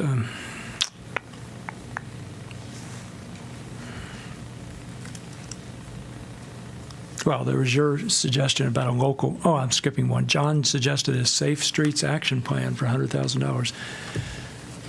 Incidentally, just so you know, we have 1, 2, 3, well, we really have 2 more topics in it after Safe Streets Action Plan to touch on. Oh, you want me to speak again, or? Well, I won't mind doing no, a you proposed it. meeting. What's that, Rock? Do we want to do a special budget meeting so we're not Getting tired? Yeah. If we've only got a couple more, I think it'd be Okay, kind of should nice plow to at least through. get a first run Okay. through Yeah. these, Yeah, maybe. that's what I was thinking. Okay. Well, I'll just add a few additional thoughts on that. And as I said previously, it seems to me it fills a gap in our analysis. We have a bike master plan, but we have no overarching way in which to frame the question of safety for drivers, pedestrians, and bicyclists. I remember when we approved the bike master plan, I asked if there would be a pedestrian safety component in that, and the answer was no. So the Safe Streets plan, I think, would be beneficial with respect to our bike master plan to ensure that it functions in the way that we hope it will, in terms of addressing traffic-related issues pertaining to a successful bike network. And as I mentioned earlier, the idea that, in my view, our streets are not safe, particularly certain corridors. These action plans address that in a way which would it would amplify the effort that the police department has in its strategic plan, which is to reduce collisions. Their end of it is enforcement, but there is more to the fact that our streets are not safe than enforcement. It's their physical design. It's a range of factors that come into play.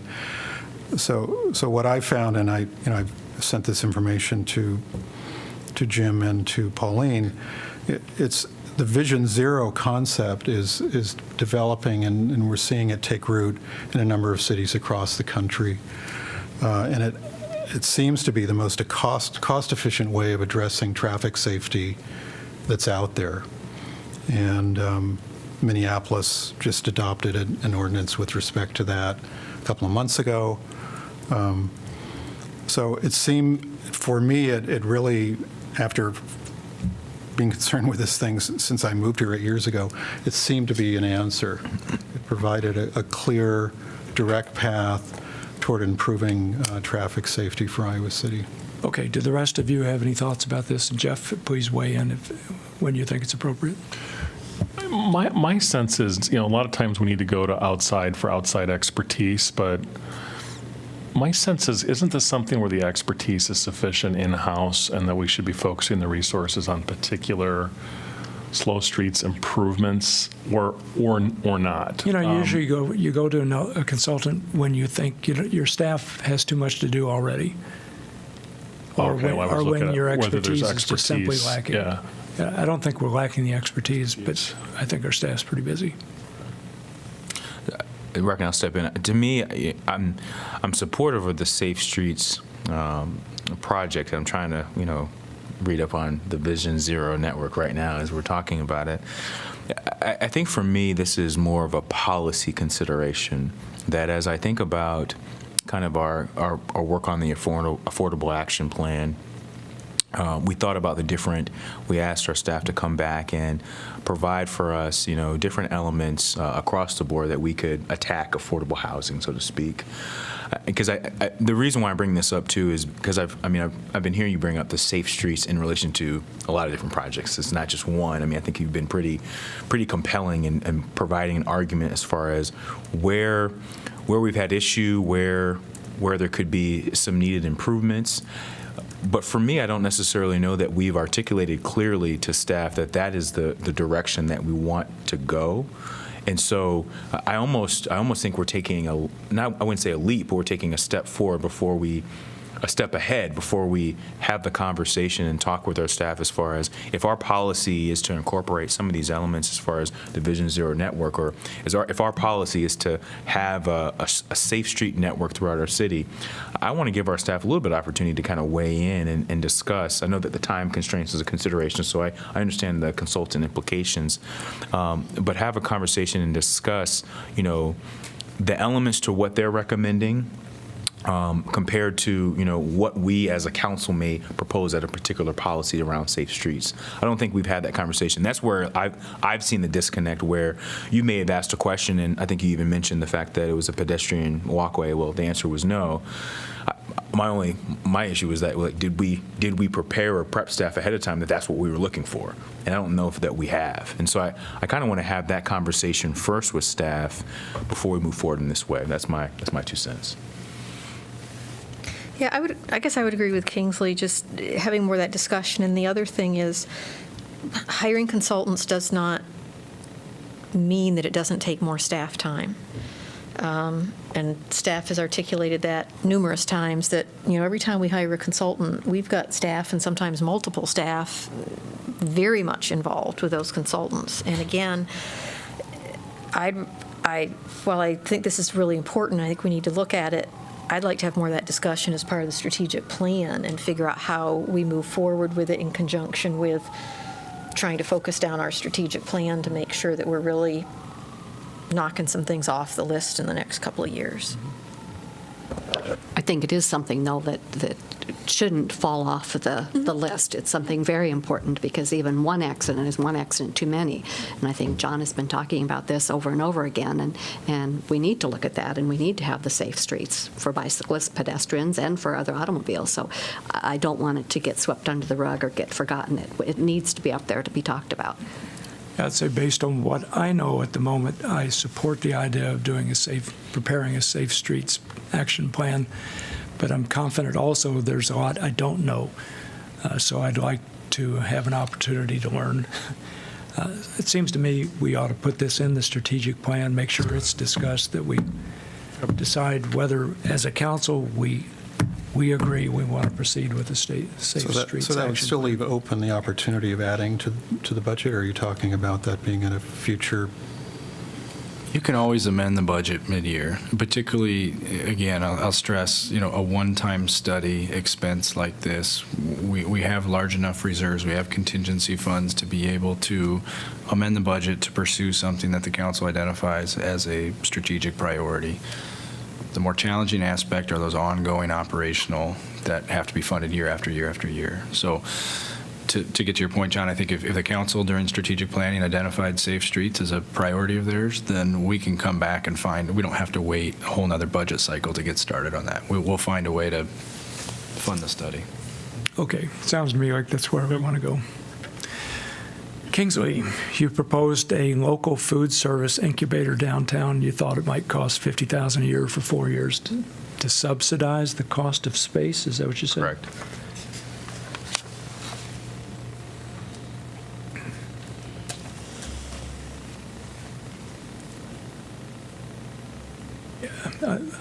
Jeff, I don't know if staff has any view about this. I don't know if you've had a chance to think about it. We've had some conversations. I not personally, but I know Wendy has been in contact with this group a little bit, and I think we're encouraged by the concept, but there's really no details that we've seen yet. No business plan that I'm aware of. I'd have a lot of questions before I'd say yes, this is something we should fund. In theory, yes. I mean, it sounds like a great idea. It sounds something that aligns with a lot of our hopes and strategic plan goals, but just a lot of questions right now. So, because of that comment, Jeff, where are we at with? We have a local foods budget, right? Where are we at as far as funding in regards to that? It's $30,000 a year, and we've used those funds for a variety of things, ranging from double-up food bucks at the farmers market to the Beginner Gardeners program through the Parks and Rec program that Rakeisha administered last year. Going forward, I think we intend to keep the Double Up Food Bucks program and the Gardener program, and there's some, maybe, I don't know, 10 or 15,000 more. But again, I would stress that, the city manager has $100,000 per budget year for allocations, and why it's not enough to fund all 4 years. If a project, if they came forward with their business plan and it completely knocked your socks off, we could get it started, much like we do at the EDC level with a number of things, and then say, well, without making a firm commitment to them, say, we'll start you off with 50 or 20 or whatever number you guys decide through the funding that I have, and then we'll have the intent to budget in years forward based on whatever you think is appropriate. Yeah, I don't want to mess with your city manager budget because I have already plans for that. But joke, kind of. Is there? I'm going to switch pivots a little bit because when Jeff makes a statement like that, it's a pretty damaging statement to a state from a city staff approval standpoint. But can we look at increasing for $20,000? I mean, ultimately, the local foods budget by $20,000. Currently, it's at $30,000. I understand that there's additional money that's going to the Double Bucks and Double Up Food Bucks, Yeah. which I want to continue as well because I think it's done some good work. But that increase to $20,000 could be a potential avenue for this organization to apply for funding, and additionally for the other organizations that I mentioned that I was with when we were talking about it, the Iowa Global Food Project. There's other opportunities for people to engage. Yeah, I would support that. I mean, I think to Jeff's point, in terms of that larger budget request for an outside group, I'm always leery of getting those until that's vetted through that decision-making process of staff. And so I think if they could get that proposal, get it vetted by staff, have staff apply its standard criteria. I'm a huge local foods guy. I love it. But I just think we got to honor that process and honor their expertise as far as that goes. But I think in terms of your view of increasing that modest amount, I think it really will help accelerate a lot of the good hunger programs that we need. And I think also, like, for example, community barbecue, I think we're going to do that again this year. So I think we'll be able to effectively use that, especially with putting other new community gardens online. I think we can really use that to catalyze, and it's a relatively modest amount. So I think that additional $20,000, I think, does make a lot of sense, Kingsley. I'd support it as well. And I'd like to note also that we received in our last information packet a lengthy report about a consumption-based carbon emission inventory. Yep. And it argues that food's really important. I haven't read the whole thing. I can't elaborate, but Don't eat meat, it makes that's the that biggest point. thing. Meat or dairy. Yeah. Right. So I didn't agree with all those points. Not coffee. I can't give that up. yeah, so I'm a supporter for that idea. Do we have enough support for that particular idea? Yes. Yeah. Okay, looks like we do. The last item, we're going to stop after this, is that idea I had about having some modest amount of funds set aside for a conceptual design of public art and wayfinding along the Iowa River corridor. Yes. Support it. Yeah. Who's going to do this? Again, I'm coming back to staff time. Who's this getting dumped on? Well, who has the opportunity? to Well, consider this let me tell you wonderful about project? let me tell you about two conversations I've had, three actually. One is with President Harold, and the interest that he's expressed, and the fact that there's a class that is focusing its attention as a part of the sustainability theme semester is focusing its attention on the Iowa River corridor, the river in particular. Right. The second is I'm going to Iowa State University next Monday, and I'm going to be speaking to a group of design students about this specific idea and getting feedback from them. We're going to do a 2-hour workshop pertaining to it. The third is that I've recently talked with two people who applied for the Public Arts Advisory Committee last time we did that. And both of them had considerable ability with regard to public art and the use of public space for all sorts of things like this. So they're both going to be providing me with feedback in terms of ideas they have about how this kind of thing could be articulated. So I'm just thinking, at some point, a little bit of money would be needed, and definitely not over 20,000, probably considerably less. I think the university's interested in continuing those discussions. I wouldn't be surprised if, several months down the road, we naturally find ourselves wanting to do this in concert with the university. And if I may, this is like university government also like kind of influenced, and so we have some funds that would be available for future discussions to just kind of keep us in the loop. We've allocated, I think, a couple $1,000s of funds in the past for public art, and the river is definitely underused, so we'd be interested in the future. So $100,000. we have like a $200,000 like discretionary budget total. Okay, I think we've done, thank you, Ben. I mean, it's really helpful to hear that. Yeah, sorry, I'm glad you said that. Thanks. Okay, time is fleeting. We've made some decisions, winnowing things out, directing some topics to the strategic plan process, expressing support for some other items. I'm sure staff has written this all down. We have not gotten to the capital budget item that was proposed having to do with the Lee Recreation Center. I don't want to get into that right now. I think we're tired. I think staff needs to go home. Rockne has suggested possibly having a special, I think you meant work session, Yeah, work focused on the budget and CIP. That might be a very good thing. I'm wondering, we don't have to decide this right now, but maybe Kelly can help us figure this out. If we could have a special work session sometime during the week of the 29th through February the 2nd. And the purpose would be to complete our winnowing, finish the do the discussion about the CIP, end of story, just to complete that effort. It's really busy. Well, I think every week's really busy, and if we can't do it, we can't do it. Well, we'll have to just have another long meeting on the 6th. So Kelly, can you look into that, possibilities, and check with the That's council? the same week as the strategic plan meeting. But Yeah? Yeah. That's on the 30th at 1. It is. I don't believe we have a work session topic on the 6th slated, so we can reserve the entire work session on the 6th, and one option would be to start that meeting earlier. Yeah, and there's merit in that idea.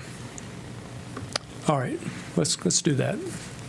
So we want to make sure we finish it. Let's see if we can start it at 4:30, the work session,